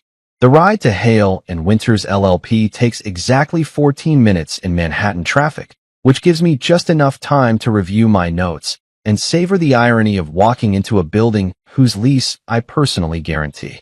The lobby looks the same as it did when Clara first showed me the space 2 years ago. All marble and brass and aspirational grandeur designed to intimidate clients into paying premium rates. What's different is the energy. Instead of the confident buzz of legal eagles circling their prey, there's a nervous tension in the air that you could cut with a subpoena. The receptionist, a young woman whose name I've never bothered to learn, looks up at me with eyes wide enough to suggest she knows exactly why I'm here. "Mr. Hale," she stammers. They're waiting for you in the conference room." Of course they are. When Marcus Hale schedules a 9 a.m. meeting, smart people show up early and nervous people show up earlier. The elevator ride to the 42nd floor gives me 30 seconds to appreciate the view of Manhattan spreading out below like a game board I'm about to rearrange. When the doors open, I can hear voices through the conference room's glass walls, urgent whispers, and what sounds like someone practicing damage control talking points. I push through the mahogany doors at exactly 9:00 a.m. because punctuality is just another form of power, and survey the carnage that used to be Clara's dream team. The conference room that once hosted champagne toasts and victory celebrations now looks like a war room staffed by people who've already lost the war. Elaine Porter, the senior counsel who Clara poached from a white shoe firm with promises of partnership and prestige, is sitting at the far end of the table staring at her coffee cup like it might contain answers to questions she's afraid to ask. Two junior associates, whose names I've never bothered to learn, are huddled together near the window, probably calculating how quickly they can update their LinkedIn profiles and start sending out resumes. The firm's accountant, a nervous little man who always looks like he's apologizing for existing, has spreadsheets spread out in front of him like tea leaves he's trying to read for signs of financial salvation. And then there's Clara, sitting at the head of the table in the same chair where she used to hold court during partners' meetings, looking like she hasn't slept since our conversation 3 nights ago. Her usually perfect appearance has been replaced by the kind of frazzled desperation that comes from trying to hold together something that's determined to fall apart. But the most telling detail in the entire room is the empty chair where Victor Cross should be sitting. "Where's your partner?" I ask, settling into the seat directly across from Clara with the kind of casual confidence that says I belong here more than anyone else in the room. "Victor is indisposed," Clara says carefully. "He's been dealing with some personal issues since Monday." Personal issues.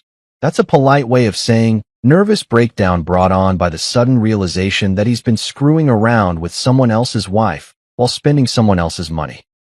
Word around the legal community is that Victor hasn't left his apartment since Tuesday, surviving on Chinese takeout and what I imagine is a steady diet of panic attacks. "Well," I say, opening my briefcase and pulling out a folder thick enough to choke a horse, "I suppose we'll have to proceed without him." I spread the documents across the mahogany table like a dealer shuffling cards, each page representing another nail in the coffin of Clara's legal empire. Partnership dissolution agreements, asset recovery forms, employment termination notices, and the piece de resistance, a restructuring proposal that would make Gordon Gekko weep with appreciation. As you all know, I begin, addressing the room with the kind of calm authority that comes from holding all the cards. Hale and Winters LLP is currently experiencing what we might charitably call a cash flow problem. Elaine Porter finally looks up from her coffee cup. "Mr. Hale, if this is about the withdrawal of your investment, I'm sure we can work out some kind of payment plan." "This isn't about payment plans, Elaine. This is about fundamental restructuring." I slide a copy of my terms across the table to each person in the room. "These are my conditions for continued operation of this firm." The silence that follows is the kind you get in emergency rooms right before doctors deliver bad news. Everyone's reading, but nobody's speaking, probably because they're all trying to process the magnitude of what they're looking at. "You want Clara to resign as managing partner?" Elaine's voice comes out as barely more than a whisper. "I want Clara to resign from any operational role in this firm." I correct. "She can maintain a position as counsel, but she will have no decision-making authority, no client contact, and no access to firm finances." "And Victor?" asks one of the junior associates. Victor Cross is terminated immediately, with no severance, no references, and a non-compete clause that will keep him from practicing law in New York for the next 5 years. Clara finally speaks up, her voice hollow. "Marcus, you're destroying everything we built." "Everything I built," I correct her gently. "While you were playing law firm, I was actually running a business. The business that kept this place afloat for 2 years while you and Victor were playing house with my money." I stand up and walk to the window, looking out at the city that Clara once thought she was going to conquer. "My $20 million will be repaid in structured installments over the next 10 years, with interest. I will assume 2 permanent board seats, including the position of Financial Oversight Director with veto power over any expenditure exceeding $10,000. That's essentially a hostile takeover," Elaine stammers. "No." I turn back to face the room, and for the first time since this whole thing started, I let them see exactly how much I've enjoyed watching their little empire crumble.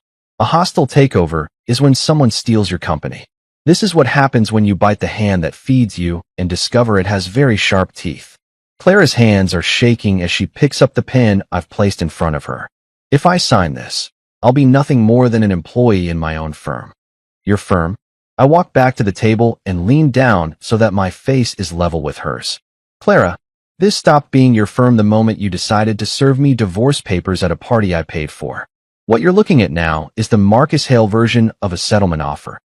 She stares at the signature line for what feels like an eternity, probably running through all the alternatives in her mind. Fight me in court with lawyers she can't afford? Try to start over somewhere else with a reputation that's been nuked from orbit? Declare bankruptcy and watch 20 years of legal career go down the drain?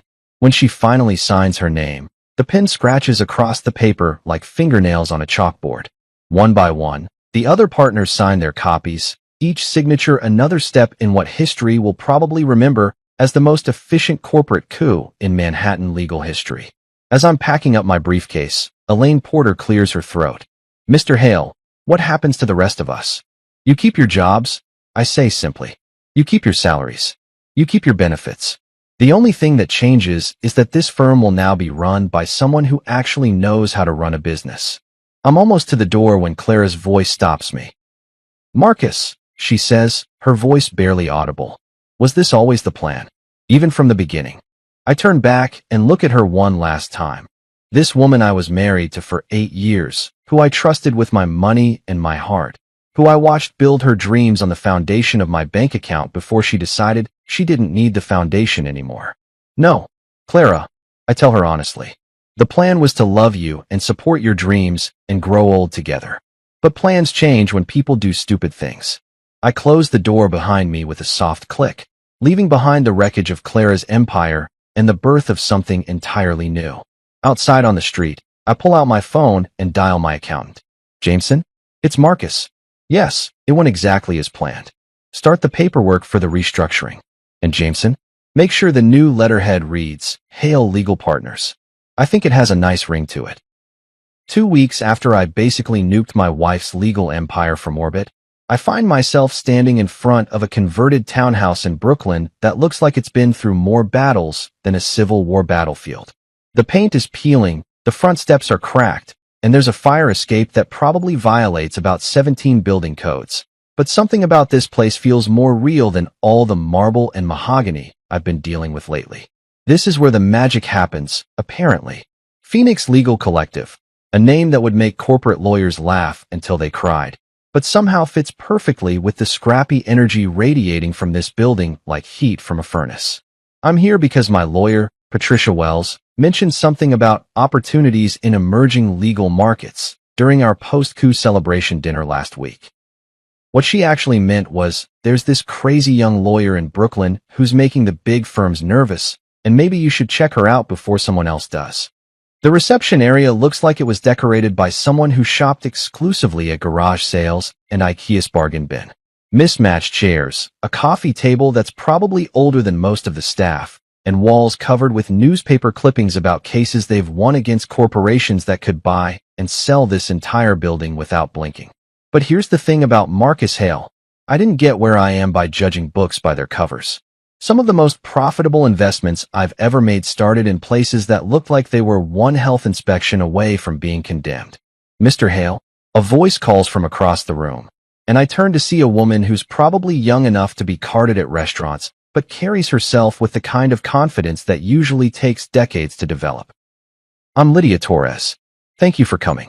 Lydia Torres looks exactly like what you'd expect from someone running a legal collective in Brooklyn. Dark hair pulled back in a ponytail that says, I don't have time for fancy styling. Jeans that have probably seen more courtrooms than some lawyers see in their entire careers, and eyes that burn with the kind of intensity you usually only find in people who've got something to prove to the world. Miss Torres, I shake her hand, noting the firm grip that doesn't try to overcompensate, but doesn't apologize for existing either. Interesting operation you've got here. She laughs, and it's the kind of genuine sound that I haven't heard in legal circles for longer than I care to admit. That's one way to put it. Come on, let me show you around before you decide whether we're brilliant visionaries or completely insane. The tour that follows is like stepping into an alternate universe where lawyers actually give a damn about something other than billable hours and partnership tracks. The office space is cramped and chaotic, with case files stacked on every available surface and whiteboards covered in strategy notes that look like they were written by someone planning a military campaign. "This is our war room," Lydia says, gesturing to a conference room that's about the size of Clara's old office closet. "We handle about 40 cases at any given time. Wrongful evictions, immigration rights, class action suits against landlords who think heat is optional in January." I pick up a case file from the table, Martinez versus Blackstone Property Management. A family of 5 getting evicted from their apartment because their toddler's crying supposedly violated the quiet enjoyment clause in their lease. The kind of case that big firms would settle quietly for nuisance value. Except these people are fighting it all the way to appeals court. "What's your success rate?" I ask, genuinely curious. "Depends how you measure success," Lydia replies, leading me to another room where 3 lawyers who look like they're barely old enough to vote are huddled around a computer screen. "If you mean, how often do we get our clients exactly what they're asking for? It's about 60%. If you mean, how often do we keep people from getting completely screwed over by corporations with unlimited legal budgets? It's closer to 90. We stop in front of a bulletin board covered with thank you letters, newspaper clippings, and what looks like a hand-drawn picture from a kid whose family probably didn't get evicted because of the work these people do. It's the kind of wall decoration you'd never see at Hale Legal Partners, where success is measured in billable hours and partnership distributions. "Mr. Hale," Lydia says, and for the first time since I arrived, her voice gets serious. "I'm going to be straight with you. We're broke. Not cash flow problems broke, or waiting for receivables broke. We're choosing between office rent and employee health insurance broke." I appreciate the honesty. In my experience, people who are willing to admit they're drowning are usually the ones worth throwing a life preserver to. "How broke?" I ask. "We've got about 6 weeks of operating capital left, assuming nobody gets sick and the heating system doesn't completely die before spring. Our biggest corporate case just settled for a fraction of what we were hoping for, and the city cut funding for legal aid programs by 30%. She leads me to her office, which is basically a closet with a window and enough legal books to stock a small library. The desk is covered with financial statements that paint a picture of an organization that's been running on passion and coffee for longer than anyone should have to. "We could take corporate clients," she continues, settling into a chair that looks like it came from a 1970s yard sale. "Charge premium rates for routine contract work, maybe do some regulatory compliance for tech startups. But that's not why we got into law." "Why did you get into law?" I ask, because something tells me the answer is going to be refreshingly different from to make partner by 30 and buy a house in the Hamptons. "Because the system is rigged," she says simply. "Because corporate lawyers make more in a month than most people make in a year, while families get evicted because they can't afford legal representation. Because immigration courts have a 97% conviction rate when people represent themselves, but a 60% acquittal rate when they have competent counsel." She pulls out a folder and spreads some papers across her desk. "We're not trying to get rich, Mr. Hale. We're trying to level the playing field just enough so that having money isn't the only thing that determines whether you get justice." I look at the financial projections, the case files, the thank you letters, and something clicks into place that I wasn't expecting. This isn't just another investment opportunity or another way to diversify my portfolio. This is the anti-Clara. This is what Clara's firm could have been if she'd actually cared about practicing law instead of playing lawyer for the cameras. "What would you do with $10 million? I ask. Lydia's eyes widen like I just asked her what she'd do if aliens landed on the courthouse steps. $10 million? Are you serious?" "Dead serious. $10 million in seed funding, in exchange for 40% equity and a board seat. What would you build?" She doesn't hesitate, which tells me she's been thinking about this conversation long before I walk through her door. "Expand to all 5 boroughs. Hire 20 more attorneys. Create a training program for law students who want to do public interest work but can't afford to take unpaid internships. Set up a legal clinic in every neighborhood where people can get real advice instead of just forms to fill out. And change the game. Make it so that having a corporate legal team doesn't automatically mean you win. Level the playing field so that justice isn't just for people who can afford it." I pull out my checkbook. Yes, I still carry an actual checkbook because some things are too important for electronic transfers. and write out a number that makes Lydia's eyes fill with tears. $10 million. Not a loan with complicated terms and performance clauses. Not an investment with exit strategies and profit-sharing agreements. Just seed money for someone who wants to fight the good fight and actually has the balls to do it. Mr. Hale, she says, staring at the check like it might disappear if she blinks. You've just saved us. You've saved everything we're trying to build here. No, I tell her, standing up and shaking her hand again. You've saved me. I've been so busy playing corporate games that I forgot what it feels like to invest in something that actually matters. As I'm walking back to my car, I pull out my phone and dial Patricia Wells. Patricia? It's Marcus. Remember that emerging legal market opportunity you mentioned? Yeah, I just wrote them a check for $10 million. And Patricia? This isn't about revenge anymore. This is about building something real. For the first time since this whole mess started, I'm not thinking about Clara or Victor or the smoking ruins of Hale and Winters. I'm thinking about what comes next, and it feels a hell of a lot better than looking backward. 3 weeks after I basically adopted a scrappy legal collective in Brooklyn like some kind of philanthropic sugar daddy, Clara calls me with a proposal that's about as appealing as a root canal performed by a drunk dentist. She wants to meet for coffee to discuss our public narrative, which is PR speak for help me figure out how to spin this disaster so I don't look like a complete idiot. The location she picks is Cafe Orpheus, one of those aggressively neutral Upper West Side spots where divorced couples go to hash out custody agreements and failed business partners meet to divide up what's left of their dreams. It's the kind of place that serves $15 avocado toast and has enough ambient noise to cover heated conversations without making them sound like Jerry Springer episodes. I arrive exactly on time because punctuality is just another form of psychological warfare, and find Clara already sitting at a corner table with her laptop open and what looks like a legal pad covered in talking points. She's wearing a navy blue business suit that screams professional competence and makeup that's probably designed to hide the fact that she hasn't been sleeping well since her empire collapsed. Marcus, she says as I sit down, her voice carrying that careful modulation lawyers use when they're trying to sound reasonable while asking for unreasonable things. Thank you for coming. I know this is complicated.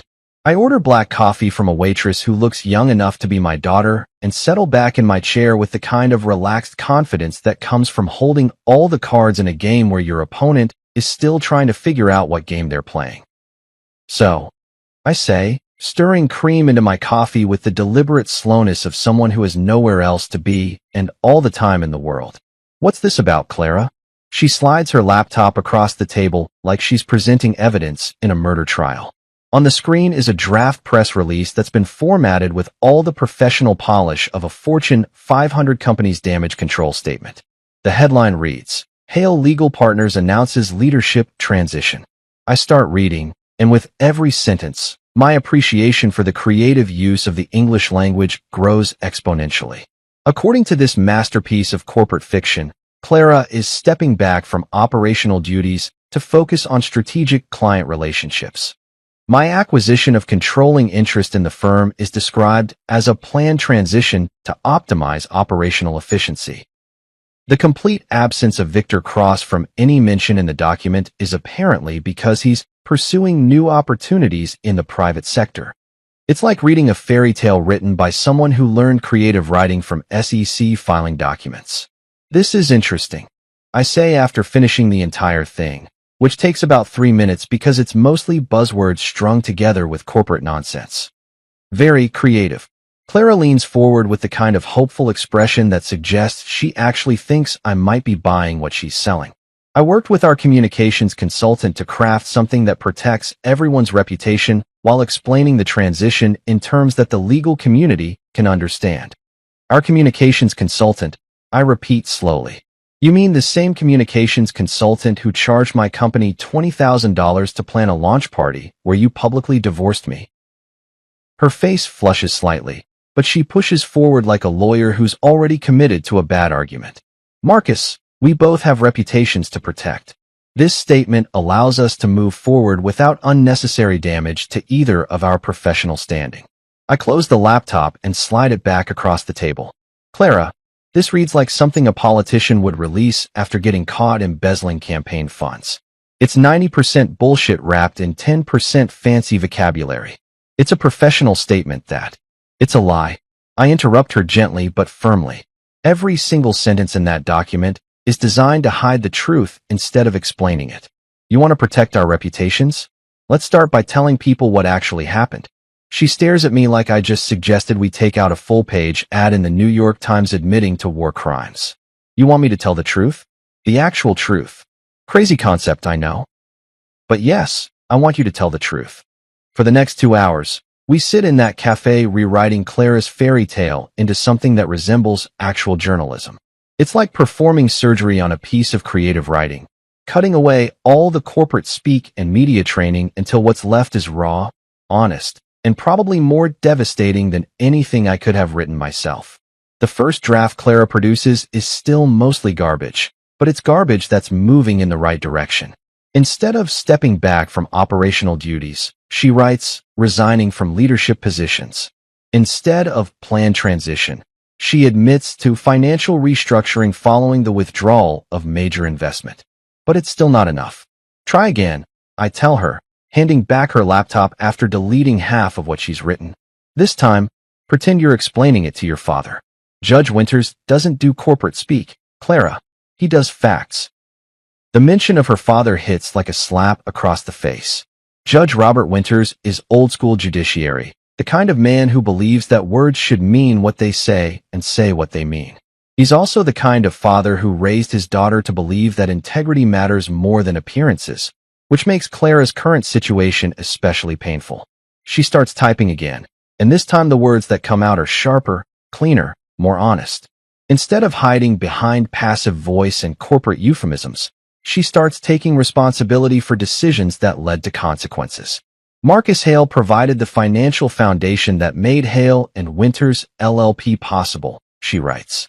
My personal choices jeopardized that investment and damaged the professional relationship that the firm was built on. It's getting better, but it's still not the whole truth. What about Victor? I ask. She stops typing and stares at the screen for a long moment. What about him? Are you going to mention that you were having an affair with your business partner while using your husband's money to fund both your firm and your relationship? Or are we going to pretend that's not relevant to the story? The question hangs in the air between us like smoke from a gun barrel. Clara's hands hover over the keyboard, probably running through all the different ways she could phrase this particular truth without completely destroying what's left of her professional reputation. I made personal choices that compromised my professional judgment, she finally types. Those choices led to decisions that were unfair to my investors and damaging to the firm's financial stability. It's still corporate speak, but it's corporate speak that acknowledges reality instead of trying to pretend it never happened. We spend another hour refining the language, cutting away the last bits of spin and public relations nonsense until what's left is something that might actually qualify as honest. By the time we're finished, Clara's statement reads like it was written by someone who understands the difference between accepting responsibility and managing public perception. The final version includes an acknowledgement that I funded the firm's entire operation, an admission that her personal decisions led to the firm's financial crisis, and a clear statement that she's stepping down from all leadership roles to allow for proper restructuring under new management.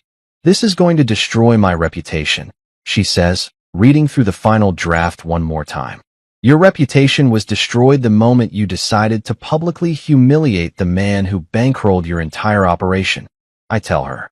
This is just acknowledging what everyone already knows. She stares at the screen for another long moment, probably weighing the cost of honesty against the price of continued deception. Then, without any fanfare or dramatic speeches, she hits schedule and sets the statement to go live on the firm's website and social media accounts tomorrow morning at 9 a.m. There, she says, closing the laptop with a finality that sounds like a coffin lid slamming shut. The truth as requested. The truth as required. I correct her. This should have been your first instinct, not your last resort. As I'm getting ready to leave, Clara reaches across the table and touches my hand for just a moment. Marcus, for what it's worth, I never wanted it to end like this. I know, I tell her honestly. But wanting something and working for it are two very different things. You wanted to have your cake and eat it too. I wanted a wife who understood that marriage is supposed to be a partnership, not a business transaction. Outside the cafe, I pull out my phone and call Patricia Wells. Patricia? It's Marcus. Clara's releasing a statement tomorrow morning.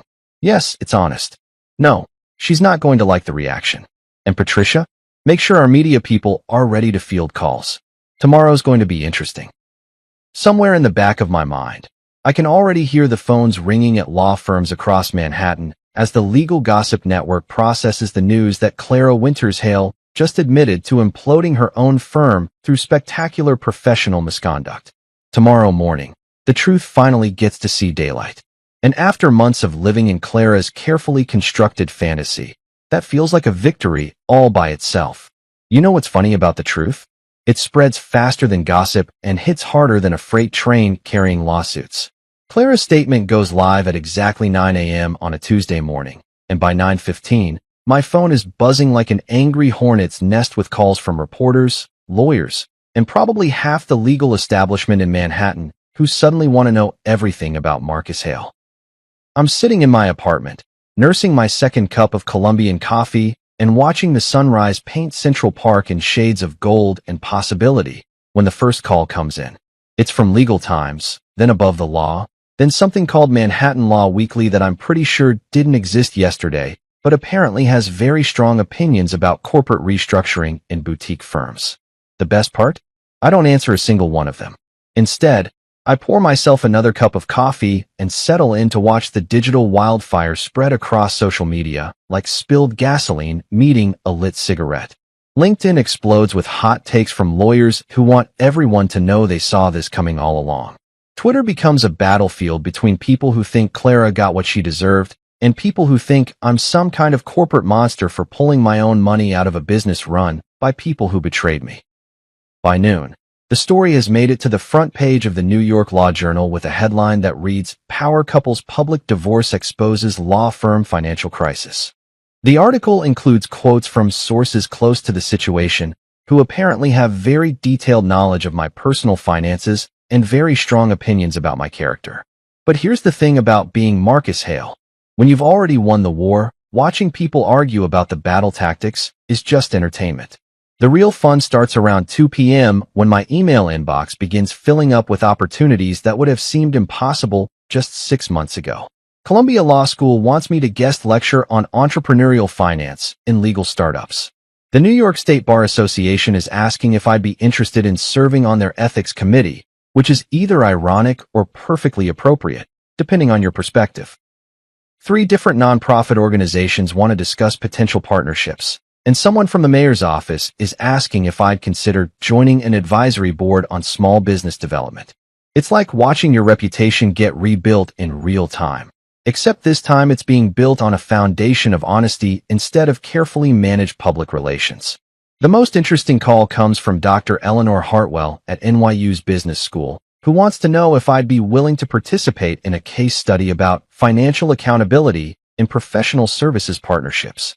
Apparently, my systematic dismantling of Clara's empire is being taught as an example of how to protect investment interests when personal relationships go sideways. I'm famous, but for all the right reasons this time. Around 4 p.m., I decide to escape the chaos and take a walk through Central Park. It's one of those perfect October afternoons when the leaves are just starting to turn and the air has that crisp quality that makes you grateful to be alive in New York City. I'm walking past the Shakespeare Garden, thinking about nothing more complicated than whether to grab dinner at that Italian place I like, when my phone buzzes with a text from Patricia Wells. Victor Cross just posted on LinkedIn. You should probably see this. I find a bench and pull up Victor's profile, which now features a lengthy post that reads like a suicide note written by someone who learned creative writing from corporate legal documents. He's apparently taking time to reassess career priorities and exploring opportunities outside the traditional legal framework. It's the kind of language people use when they're unemployed but too proud to admit it. The comments section is a bloodbath of former colleagues offering hollow sympathy while probably updating their contact lists to remove his information. It's professional death by 1,000 cuts, and I'd almost feel sorry for him if he hadn't spent 2 years screwing my wife while spending my money. By the time I get home, there are 17 voicemails waiting for me, including one from Judge Robert Winters that simply says, "Marcus, Call me when you get a chance. We should talk.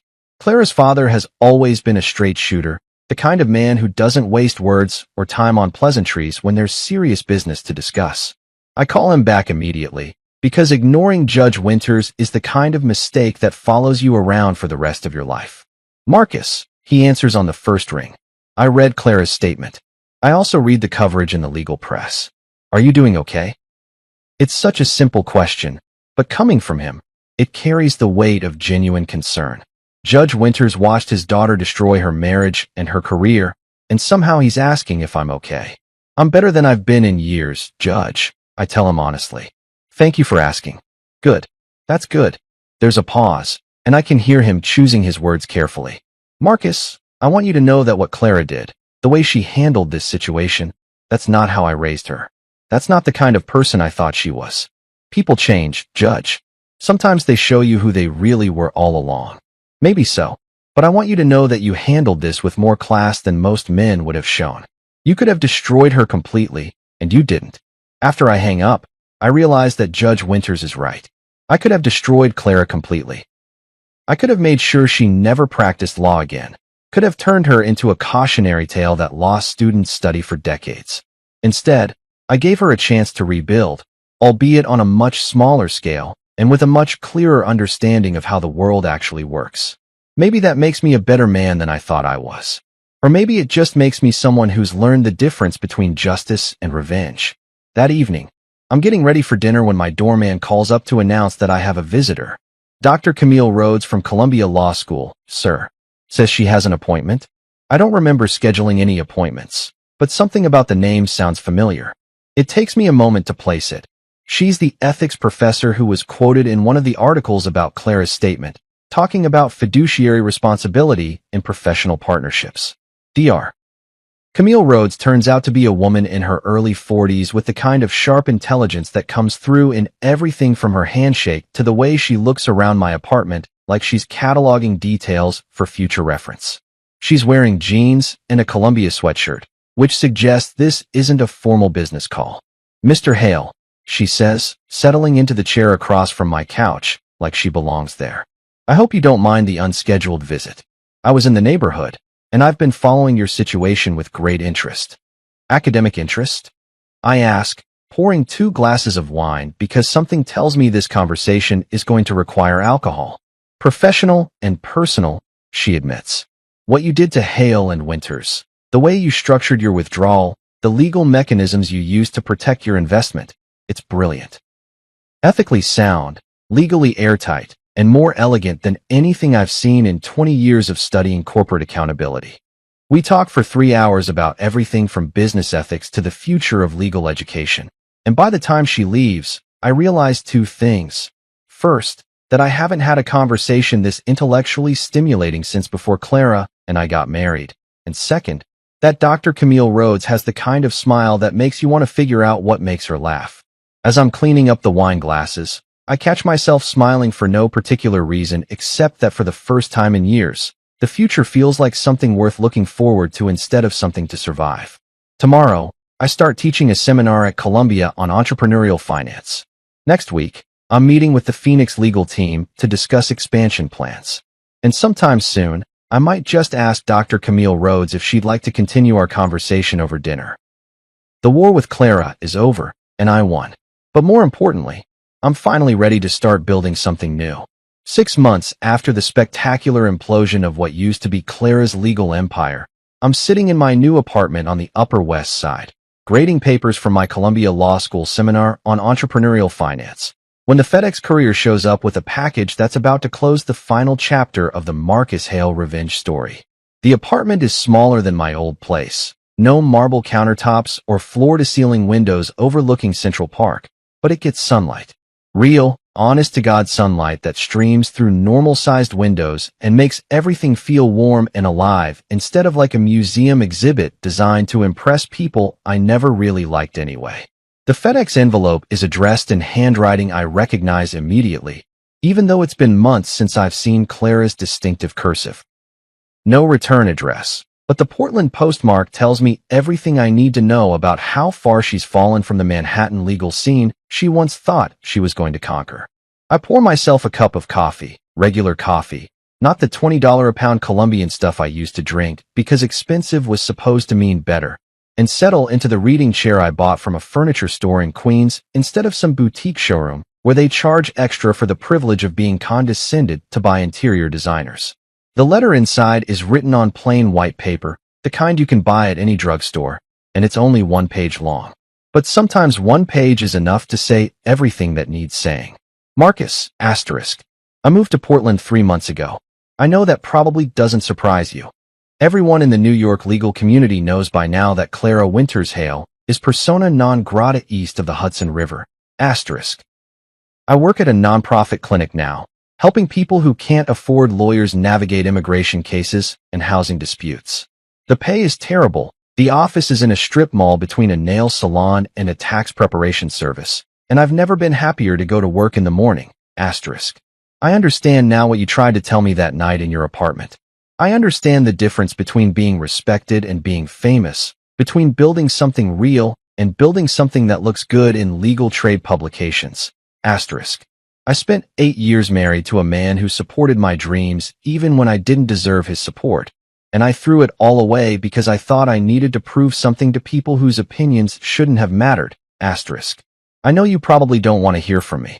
I know I have no right to ask for forgiveness or understanding or even acknowledgement that this letter exists. But I wanted you to know that I'm different now. Not better, necessarily, but different. Real, asterisk. The woman who served you divorce papers at that party was playing a character she thought she was supposed to be. The woman writing this letter is just Clara, trying to figure out how to live with the choices she made and the bridges she burned, asterisk. I don't expect forgiveness. I just wanted you to know, asterisk. Clara, asterisk. I read the letter twice, then fold it carefully and slide it into the desk drawer where I keep important documents that I'm not ready to throw away but don't need to look at every day. Next to tax returns and insurance policies and the deed to this apartment that nobody helped me pick out because I'm perfectly capable of choosing my own goddamn living space. There's no anger in me anymore when I think about Clara. No bitterness or resentment or desire for further revenge. Just a kind of distant sadness for the woman she could have been if she'd figured out who she actually was before she tried to become someone else. The irony is that the Clara who wrote this letter, the one working in a strip mall legal clinic, making terrible money to help people who actually need help, that's the woman I fell in love with 10 years ago. That's the woman I would have supported and encouraged and built a life with if she'd existed anywhere except in my memory of who she used to be. But that woman disappeared somewhere between law school graduation and the first time someone called her a rising star in Manhattan legal circles. She got replaced by someone who cared more about appearances than reality, more about being seen as successful than actually doing work that mattered. Maybe Portland will give her a chance to find her way back to who she was supposed to be. Maybe working in that strip mall clinic will teach her the difference between having a career and having a calling. Maybe she'll figure out that respect has to be earned through actions, not bought with other people's money. Or maybe she won't. Maybe this is just another performance, another carefully crafted image designed to make me think she's learned something she hasn't actually learned. I've been fooled by Clara Winters before, and the smart money says I shouldn't trust anything she says or writes or claims to believe. But here's the thing about being Marcus Hale. I don't have to figure out whether Clara's redemption arc is real or fake. That's her problem to solve, not mine. My phone buzzes with a text from Camille Rhodes, Dr. Camille Rhodes, who turned out to be exactly as brilliant and funny and genuinely interesting as she seemed that first night she showed up at my door unannounced. We've been dating for 3 months now. If you can call it dating, when two middle-aged professionals grab dinner between teaching schedules and discuss constitutional law over wine like it's the most natural thing in the world. Dinner at 7? That new Ethiopian place in the village? Asterisk. I text back. Asterisk perfect. Just finished grading papers. Ready for food that doesn't come with student complaints about grade curves? Asterisk. Bring the good wine. I have news about the Phoenix legal expansion. Asterisk. The Phoenix Legal Collective has been the best investment I've made in years, and not just financially. Lydia Torres and her team have opened 3 new offices across the city, hired 47 new attorneys, and won some cases that have corporate legal departments genuinely nervous about treating poor people like they're disposable.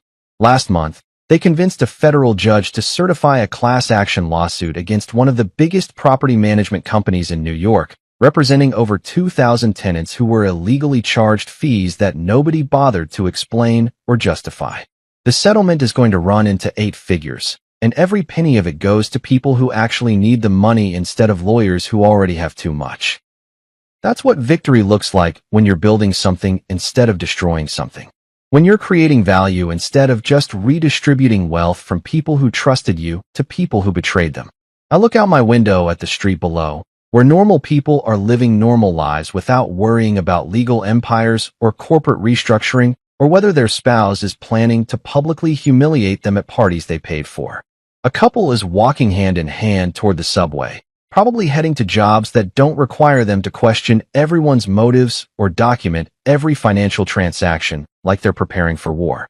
That could be me and Camille in 6 months, or a year, or whenever we figure out that what we have is worth making official.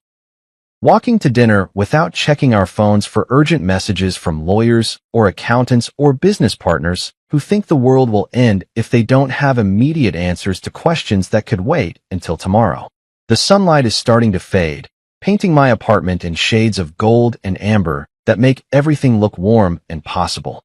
In an hour, I'll meet Camille at that Ethiopian restaurant, and we'll talk about Phoenix Legal's expansion plans and her research on legal ethics, and maybe what we're doing next weekend when neither of us has papers to grade or cases to review. Later tonight, I'll come home to this apartment that belongs entirely to me, pour myself a glass of wine that costs exactly what wine should cost, and read a book that has nothing to do with business or law or revenge or any of the things that consumed my life for the past year. Tomorrow, I'll teach eager law students about the intersection of entrepreneurship and ethics, help Lydia Torres figure out how to fund legal clinics in underserved communities, and maybe take Camille to that art gallery opening she mentioned. The war with Clara is over. The reconstruction of Marcus Hale is complete. And for the first time in longer than I care to remember, the future feels like something to build instead of something to survive. I close the desk drawer with Clara's letter inside and walk toward the window, where the last of the afternoon sunlight is turning the city into something that looks almost like hope. The best revenge, it turns out, isn't destroying your enemies. It's building a life so good that their betrayal becomes irrelevant. And that, I realize, is the ultimate victory.